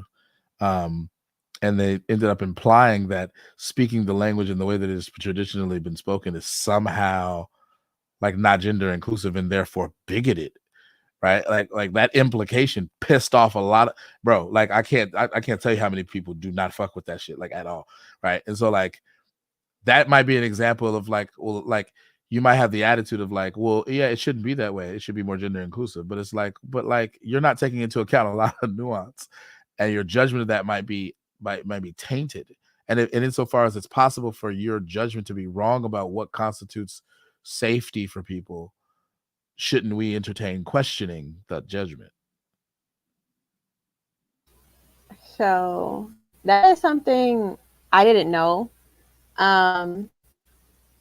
Yeah, I didn't know that's where that came from, or I guess but I think something like that, my perspective is that it's extreme. I don't really know how you would navigate something like that if it's taking away something that's held importance within, like, cultures and everything. Yeah, again, like, I don't know that, so I don't know, like, but from the side that I'm hearing it from. Let me use another example real quick. Well, I was just gonna use the N-word. I think that's another one. It's like, a lot of there's actually an ongoing debate within our community, but, like, a lot of people feel like you shouldn't say it ever. But then, like, if you're going to deprive certain uses of that term as a term of endearment, you're going to deprive our community of that. Some people within our community say, well, in some sense, you're doing a certain kind of violence to us, because like you're basically cutting off into the territory of cannot speak certain modes of expression that we find not only culturally salient but actually empowering, right? And so like there's a more or less analogous dilemma there. What if you had the best of intentions of creating a safe space for Black people, but then you end up doing something that actually damages the community in a way, and then Black people feel this way? You know what I mean? Like, is that a better example? Yeah. But I think it just depends on the setting, because like if we're just saying in general, like that would be for the individual to decide. But if we're like keeping it with educational systems, like nah, nobody should say it. And like I know that might be like taking whatever from the Black kids that want to say it, but I think, again, like I try not to be hypocritical, but when we talk about other groups of people, like I'm around Asians, I know what they call each other. I don't say it, and I know that they don't, they're not saying it in those same kind of spaces and whatever. Same for Hispanic people and, everything else. Like we all have our own things that, we repurposed. So like with that outside of like institutions, no, but I'm just like saying more so in the house, like, yeah, like whether it's a school, whether it's a place of work, whether it's, your school handbook or your work handbook, there are certain things that there should be rules against, or there should have something in place that if that's kind of taking away autonomy or whatever, like it kind of is, because I think that makes it more of a safe place rather than I'm okay with this, you're okay with this, or I'm going to make you okay with that. Did I kind of answer it? Yeah, well, I mean, like the second part of the second part, and then I'm gonna get Talia. The second part of it is like, no, you answered it great. I'm just saying the second part of it that I want to get into that I think you maybe didn't answer as much because I didn't reiterate this with the second example is once we establish that people can be wrong in their judgment of what counts as appropriate speech or safe speech, then isn't that an independent reason to allow people to question that judgment, because it can be wrong? It's a fallible judgment. I mean, kind of like, again, like I don't know like about the Latinx thing, but that kind of sounds like you're trying to change a culture within itself, and that's different. And so to me, like you can't, like a new party coming in, that's kind of different. I think that's something that community has to deal with. But keeping it back to like what I know, I just think within institutions and I guess platforms, like there should be certain things, but that doesn't sound.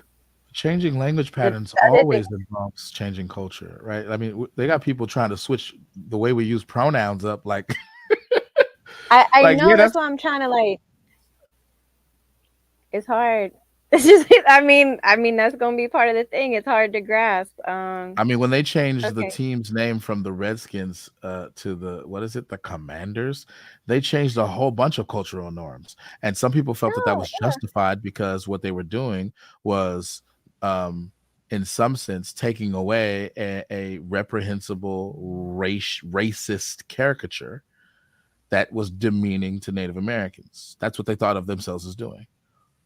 Other people who pushed back thought of themselves as stripping away of something that actually was not inherently derogatory, but was in some sense a respectable depiction of a Native American warrior that was leveraged in the context of football, which uses all kind of war rhetoric and things like that, and launched that depiction of the Native American warrior into pop culture in a way that it probably wouldn't have been capable of doing otherwise.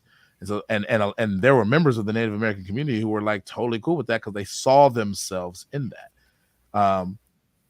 That was an interesting debate, by the way. And from a person who's in the out group, it was fascinating to hear both sides of that debate because, like, there were legit Native Americans who were like, nah, we want to keep that shit. We take pride in that shit. Like, that's a reflection of us in pop culture.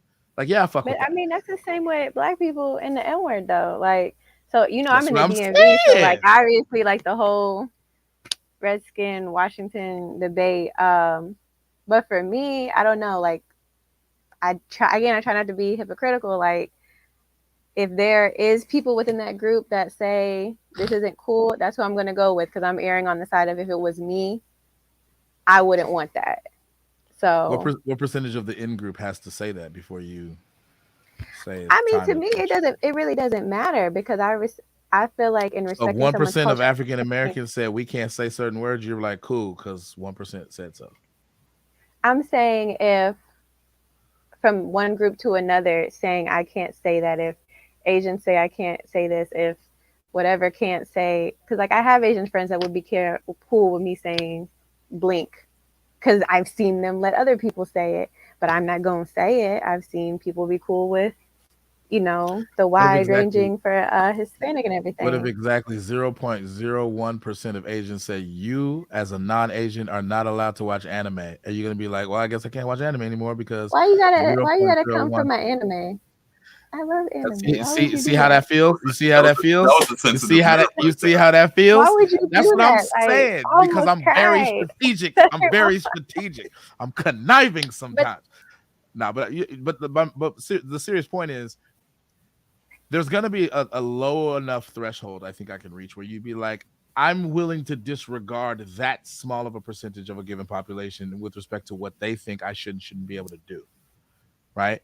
And so like that's where the threshold thing comes in. It's like, at what point are you more sensitive to the contention that you're in some sense doing something damaging to that community? I feel like if it's 80%, you probably be way more likely to be like, all right, maybe I should rethink this. But if it's like 1%, I feel like most people on average, and I'm including myself, would be like, I mean, if 99% are cool with it, then like I'm gonna keep watching my anime or whatever it is, right? Right.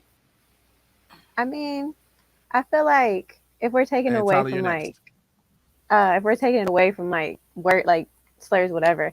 I mean, that's like when people say like white girls or whoever shouldn't be allowed to wear braids. Like, I mean, I don't feel like that's, you know, I guess anime would be exclusive, so I'll take that back. But I don't know. I just feel like certain things, like even, I don't know. I just feel like certain things, and I don't know, maybe that does make me hypocritical that I had to decide which things in my head are and aren't okay. But you got me, Jason. You got black people with Chinese tattoos. I mean, that's something completely different to me. That's more of a why, because you don't know, you don't speak the language. To me, that's different. But if people said, I mean, I don't have any tats, but if it was something that was taboo and I wanted it, and somebody told me like, hey, yo, I probably wouldn't get it. Well, just to let you know, we have white people with tribal tattoos, and we ostracize them, not because it's racist, just because that was just a dumb idea. And so we like, why? This one is I don't know. I'm sorry, Talia. No one be sorry. I've spoken a lot and I have a million thoughts at all times. So, you know, a few things came to mind.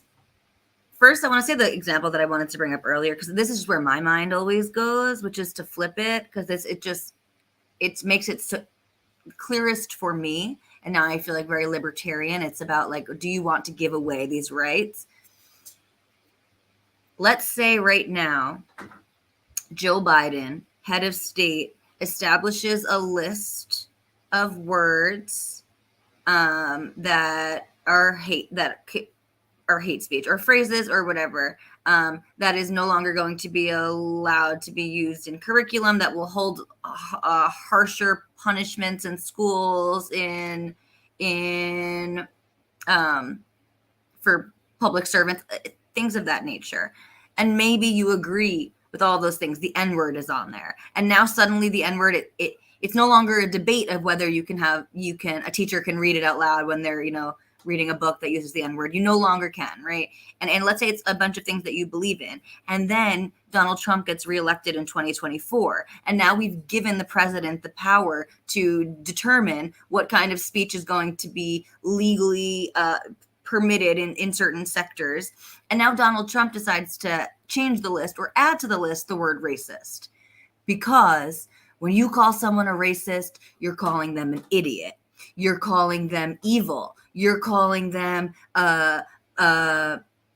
nefarious. Maybe you're calling them violent. You are impugning all these negative characteristics onto a group of people who may not warrant it at all. And these types of words have been used to socially ostracize people and for them to lose their jobs and this and that. And so racist is hate speech. To me, that's just what makes it so clear of why, I don't really want even the person that I agree with the most to be able to make these decisions, because the person I agree with the most is not always going to be the person making the decisions. And I think we're all safer battling it out to a certain extent than we are giving people the opportunity to decide what should and shouldn't be said. And then another thing that came to mind with this threshold idea that you're talking about, Jason, it's interesting, but I want to push back on you.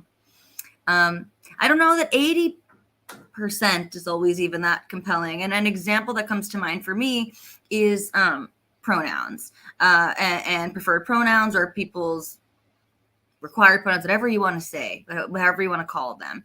And the sort of recent in the past few years practice of asking people's pronouns. And so these have shifted a little bit. The idea was like, you should not assume based on this way that someone presents or how you perceive them, what their gender is. And so instead of just calling David he because of his mustache and beard, I should say, hi David, my name's Talia, she, her pronouns. Like, what are your pronouns? And that is believed. You know how insulting that is to me? Just but hear me highly out. Insulting. So but who cares about what you think because you're a cis person? But and I'm white, so it's even worse. Exactly. No, but the most compelling thing to me that woke me up to that was listening to this trans man who I have a lot of respect for say, it is triggering for me. He's like, I transitioned 30 years ago. He passes. Okay. He's like, I am clearly trying to look like a man. I have a mustache and a beard and I wear these clothes and I've had all these body modifications. I'm trying to look like a man. And you were actually triggering my gender dysphoria, the whole thing that makes me trans, that started me on this long, painful journey. Every time now he's like, I've gone, 30 years. No, of course people know that I'm, they call me he, him. And now suddenly everyone's asking me, what are your pronouns? And that's triggering. That's dysphoric. And so should we disregard the maybe really legitimate concerns of even the minority of the 20% of people who are going to feel that way if 80% of people are saying this is how we should do it? There is just there's always more nuance, and there's usually a lot of valid opinions and if you care about someone interpersonally, at least I'm willing to that makes a lot of sense to me, that for somebody who experienced gender dysphoria and went through physical changes to their body and living and social transitions for 30 years to now suddenly being asked all the time, what is your gender, essentially is triggering gender dysphoria, which is theoretically the whole reason of why we are asking these pronouns is to decrease triggering people's gender dysphoria. Yeah, it's a great example. So it is another example of what I'm talking about, and it gets muddy because a lot of times the intentions are misaligned from the consequences of these kinds of things. And this is what I refer to constantly as the tragedy of wokeness, because wokeness is a lot of philosophical or ideological presuppositions in it that are rooted in prioritizing the least of us, the downtrodden, the marginalized. And there are a whole bunch of assumptions built into what it means to be those things, what it means to be downtrodden, what it means to be oppressed, what it means to be marginalized, that end up not really panning out all the time in the real world for every single person who counts as a member of these groups who have been historically marginalized. And so you end up treating members of these groups who don't really feel marginalized or haven't internalized this idea, this facet of their identity, as though they were, in contravention to what they want, because you have a sense of duty to do so. And so there's a weird amalgam of situations in which you end up blatantly, although with the best of intentions, disregarding the individual wants and needs of people because they fit into a certain group which you've stereotyped as being oppressed. And like that happens so freaking much that it's like wokeness to me is now a joke because it insists on continuing to do these things even though they don't pan out in so many cases because of this tendency to overgeneralize and apply to every individual member of a certain group certain kinds of statuses associated with being marginalized, with being oppressed, with being downtrodden, with being especially sensitive, with being traumatized. And it's like you have a Black person like me who I can recognize the sense in which Black people, and even now in 2023, face all kinds of obstacles. But I wouldn't just universalize that to every Black person. Every Black person ain't on the same level. Every Black person doesn't experience the same things. Every Black person doesn't have the same sensitivities. I'm sure that Oprah Winfrey has a lot of shit going for her that a lot of other Black people don't. I'm sure LeBron James does. I'm sure we can name Barack Obama. I'm sure a lot of Black people we can name are not especially traumatized by the Black experience. And in fact, the Black experience is a misnomer because it makes it seem like there's one thing that it means to experience life or existence as a Black person that no Black person deviates from. And that's clearly not true. One way of getting at this is that Black people aren't a monolith. And almost this is true for every group of people. There are commonalities generally, and there are general truths. But when you start universalizing these things as though they're laws of nature, then you start saying stupid shit, even though you are well intended. Like you're trying to say to be woke is to be conscious of these dynamics. But ironically, a lot of woke people who are not conscious of these nuances end up saying really dense shit, and they lower their expectations for groups of people when they shouldn't. And this is my pet peeve with wokeness. And it pisses me off even more than the Republicans do, because at least the woke are trying to be sensitive to these things. They're just failing miserably, and they're like doing more harm than good oftentimes. But I digress. The one thing I really wanted to say is that Tali, you are not allowed to push back on me ever again. Don't do that. It's my podcast, damn it. I'm triggered. No, I'm just kidding. But I do think that you made great points, and I love your examples.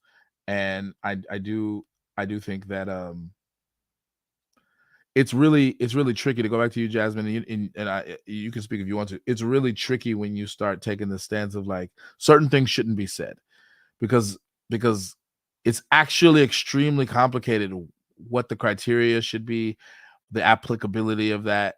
It doesn't seem like the same things that we generally would think of as being negative or pejorative or harmful are always harmful in all cases to the groups of people they're supposed to pertain to, be it the N-word for Black people, the K-word for Jewish people, like the B-word for women. I hear women say that shit to themselves all the time, declaring themselves a bad bitch and all that kind of stuff. And I'm like, there must not be something inherently harmful about that word if you're going to use that word so loosely. And I feel the same way about the N-word. But to say that in a room full of Black people who are especially like they're really gung-ho about controlling who can and can't say it.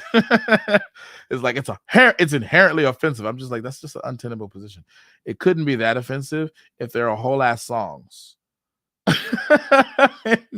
in rap music. Let's say that shit regularly. And sometimes that shit is harmful, like the way that they use it, but like a lot, like that song by YG. Said I'm a ride for my motherfucking.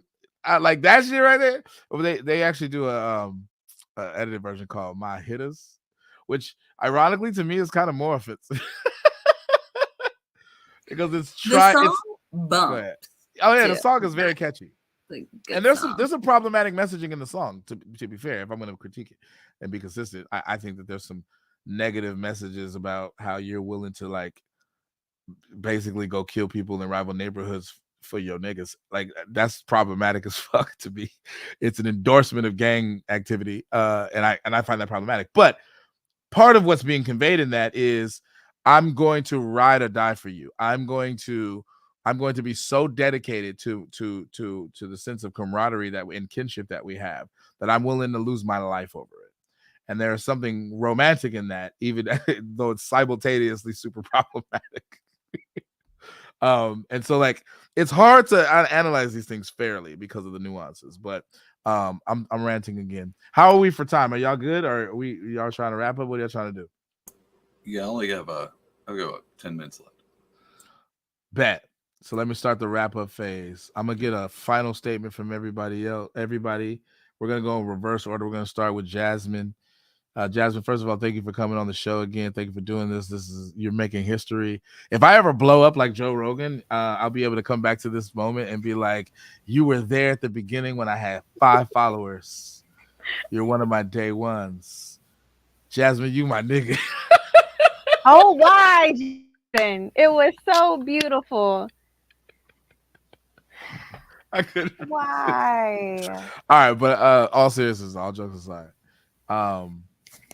what is it? What do you think to kind of summarize the hate speech versus free speech debate? Like, what do you think you're leaving this conversation with? Some key points, or either something you learned or something you haven't thought of, or maybe something that you came into the conversation with. And you're like, I'm holding on to this because I still think it's valid and I still think it's important. I mean, I'm still holding on to the point of that some things shouldn't be allowed to be said. I also, can recognize Will's point. Sometimes that needs to be exposed for people to correct it and they can see the light. I don't feel like I'm a pessimist, but I don't know. And to me, I think more harm would be done in that manner, whereas people have to go have real life conversations rather than just putting it out to the universe and other people stumbling upon it and making entire manifestos off of stuff. But the worst of the worst, I do acknowledge that, and there are in-betweens and everything else that that might not end up being the case. I think that this is going to be trying to navigate and finding a solution and what is and what ain't and how you can actually apply that in the metaverse, and will be hard. I still think it's a journey that has to take place, though, to have a safer, more positive environment for people. Even if it isn't them, it'll just still be a better place. But as always, this is only the second one. Thank you for having me on here. I appreciate you. It was nice to meet all of y'all. And I won't tell a joke because he wants to impede upon my free speech. So I'll just stop there. Well, as you said, some things shouldn't be said. Tali, what are some key takeaways? I hate you. What are some key takeaways that you got from this conversation? Either something that you learned or maybe thought harder about in ways that you didn't before, and or what are some things that you're gonna maybe maintain that you brought to the conversation in the first place? Yeah, I think something interesting that came up for me during this conversation was not just this idea of how certain words or phrases are acceptable just within group, like the N-word, for example, but how we give passes, or really rather like interpersonally, allow these exchanges. And so, Jason, I think you and I touched on it a little bit at the end of our last conversation, or I brought it up about sort of like humor. Like humor is important because we had some like race-related jokes, I would say, that came up on our episodes going back and forth. And I reported you to Clubhouse immediately. Perfect. I think that can be like a bonding experience when it's in good faith and there's trust and rapport built up. But like I teased before we all started recording here that the word flip is a derogatory word against Filipino people. It's terrible. I shouldn't even giggle. That was terrible, but it's so moronic. But it stands for fucking little island people. And flip was a word coined by American soldiers, basically, who were over there in the Philippines, and that was how they referred to these people. So it's terrible. And my wife is Filipino, and I'm Jewish, and we make jokes to each other all the time. Have you ever called her that? All the time, especially because we make bagels, and so like it'll literally be like time to flip, and so I'll be like, all right, time to flip, yes,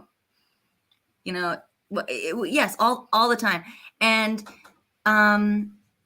vice versa, all the time, truly. And it doesn't even usually go so much like go into stereotypes ever, really. It's more so just the sort of subversive nature of like saying the thing to each other because we know there's zero animosity at all. And she'll not like, I don't want to make her sound like she's obviously not, but like little Jew jokes or say the word Jew instead of you, and it's very, very freaking funny to me. It's very funny. And like, I love Jew. yes, exactly. Or what's wrong with Jew? And I'm like, yeah, a lot of people are asking that question. And so, yeah, it's funny. Kanye would love that humor. It can be like, yeah, he would.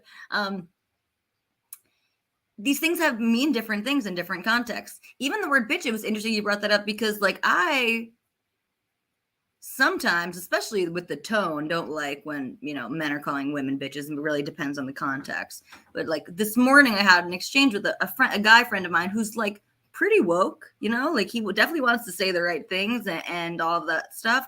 And we were talking about this like customer, and we both at the same time had this reaction, what a bitch. And like he said it too. And I wasn't offended. And I thought about it for a second because I was like, that could have been like taken differently. And maybe someone else hearing it would have felt differently about that, but it didn't bother me. And that's just the reality. There's just like context, and certain things are going to land differently. Same way some Jews say you shouldn't say Jew. If you're a non-Jew, you should only say Jewish. Never say Jew with a hard W. It depends on how you say it.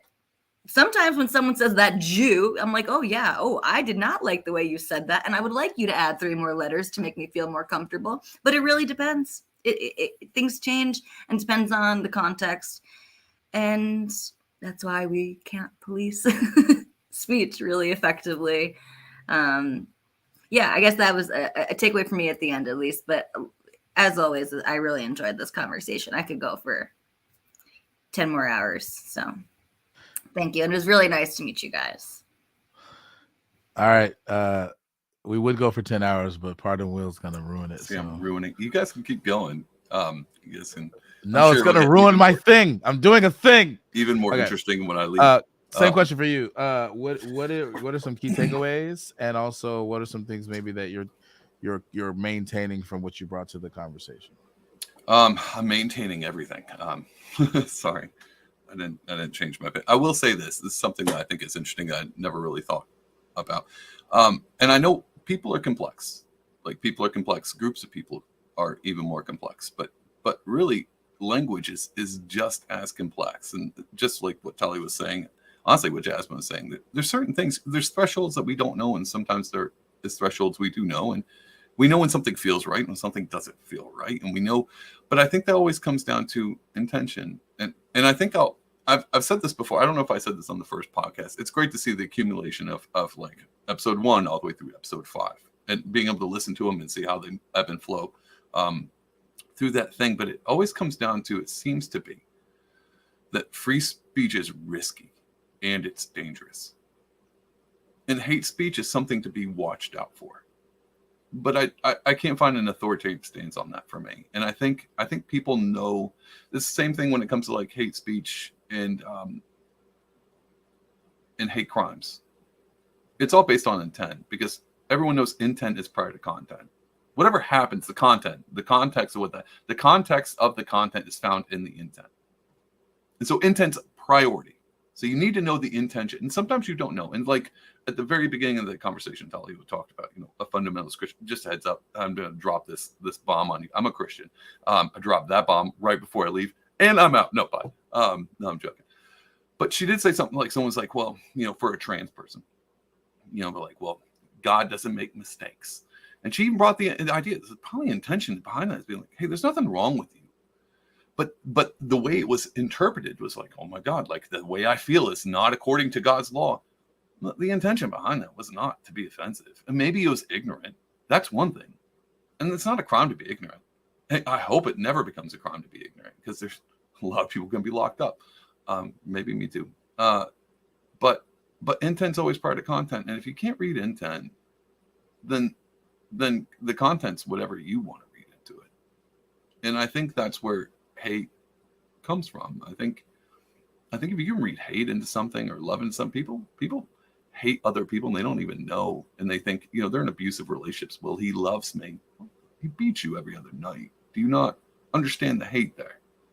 And I think that intent of knowing why people do what they do is the key priority to this whole conversation. Can we legislate it? Probably not, but we can avoid those people. I'm not going to hang out with Kanye. I'm not going to hang out with people unless I think there's something to be solved there. But I think it comes down to that idea. If we're going to solve this hate speech issue, need to learn intent and need to take the time to try to solve those problems individually, and hopefully it echoes out like butterfly effect into the world. What else can you do? I don't want to lock people up for saying egregious things, and sometimes I don't want to give them the time, and I'll make that choice. But yeah, that's it. I'll stop there. All right. I'm gonna give y'all one last chance to say goodbye and or promo anything that you want to promo. And I just figured out how to have a solo layout, so you'll be speaking to my audience by yourself. Just you on screen and not even me. So who would like to go first? And if you don't have anything to promo, you can just kind of like give a shout out to the audience or whatever, and I don't know, thank me for the podcast or whatever you want to do. You want to go first, Jazz? If I go first, can I tell a joke? No, absolutely not. I'm muting you right now. Anybody else want to go first?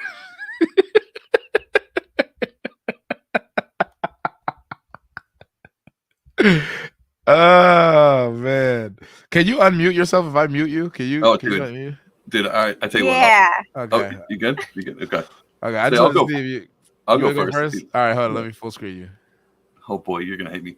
Hey, Jason, what's a pirate's favorite letter? Can you talk while I'm talking? Can you? I pull me can, back down? but I'm about What's to. a pirate's I'm favorite? about to mute you. There's my joke. Anyway, you can answer. Is my it joke. R? It's R. It's R. That was clever. That's way No, better. no, than no. That's Jasmine's not the joke. answer. That's not. You ready? For Yes, the it answer? is. Yes, it No. is. There's no way it can be anything other than R. Stop lying. No, it's not. It's the C. There you go. Shut up. You like that one? Shut up. Gotcha. Anyway, Stop hey, Jason. encouraging Jasmine. Jason, thanks for letting me be on your podcast twice now. I enjoyed the conversation. Oh, and thanks to everybody, Jasmine and Tali. I really appreciate you guys hearing me talk, and I enjoyed the conversation a ton. Everyone that came to watch and listen or whatever, like and subscribe. Support this podcast. It's going far places, and maybe I'll come back as another guest if you do. Or if he has, and that's not a prerequisite. He didn't actually ask me to come back on, but maybe. But if you want to find me, you can go to Pardon Will Podcast on Instagram, or Pardon Will Pod on Twitter. Or if you want to look up my own podcast, I have one where I talk to strangers and say stupid stuff. It's called the Pardon Will Podcast. But yeah, that's it. All right, Jasmine, it's your turn. And since I let him tell a joke, I gotta let you tell a joke just to be fair. And I fucking hate it, but it's gonna happen. Go ahead. Okay. I'm afraid now. I'm blanking. I can't think of a good one. In the spotlight. Okay. What kind of jewelry does a rabbit like? 14 karat 24 gold. karat. 24. You got karat. it. You were good. I was close. That it counts. That was an A. You got it. All right, what do you want to say to my audience besides that lame joke you just told? Thank you again, Jason. It was nice to meet you, Will and Talia. And I can be reached at Jasmine Orsted on Instagram, Facebook, Twitter, all of that. My name is right there, JASMINEORSTED. And thank you again. That's it. Oh, tell them about your book coming out. Oh, yes. So right now I have an update, Jason. I think last time I told you it was like 10,000. Either way, I have like 8,382 words left on my book, and it will focus on bullying and the intersectionality when you are also a Black student experience bullying. And it will just do kind of like a deep dive on different things that affect you when you are Black and a student that's undergoing bullying, as well as like some things that you might face if you're a student athlete as well. So that's what my book is about. And the name of it will be Foul Play, followed by something else. But it's foul play because you get it, because I play basketball. And then what happened was foul. So my book in itself is a pun. Okay. It's That's as it. bad as the other jokes you tell on a regular That's a basis. great, what do you mean? That is a great, because foul, you foul in basketball and then foul. Okay. All right. That's it. All right. I'm gonna go to Tally now. Tally, what is it that you have to tell my audience or promo? What was it that you have to promo if you want to promo anything? I got nothing to promo. Thanks everyone for listening. I didn't check any comments so as to stay on track and not be triggered. Yeah, this was a great conversation. I really did enjoy speaking to all three of you. I too would love to come back, like Pardon Will said. So hopefully I'll be here again for another conversation. I love these kinds of conversations. I will listen back to this, and if I find anything anti-Semitic in it, I will be submitting it to like the head Jew, and so it'll be taken down pretty quickly if there's anything wrong. Yeah, that's pretty much all I've got to say. The hedge. I'm sorry, that was hilarious. All right. All right, so I'm gonna bring myself up, and I'm actually gonna bring y'all off. If y'all can hang back, that would be dope. All right, and then hold on, because I got my music.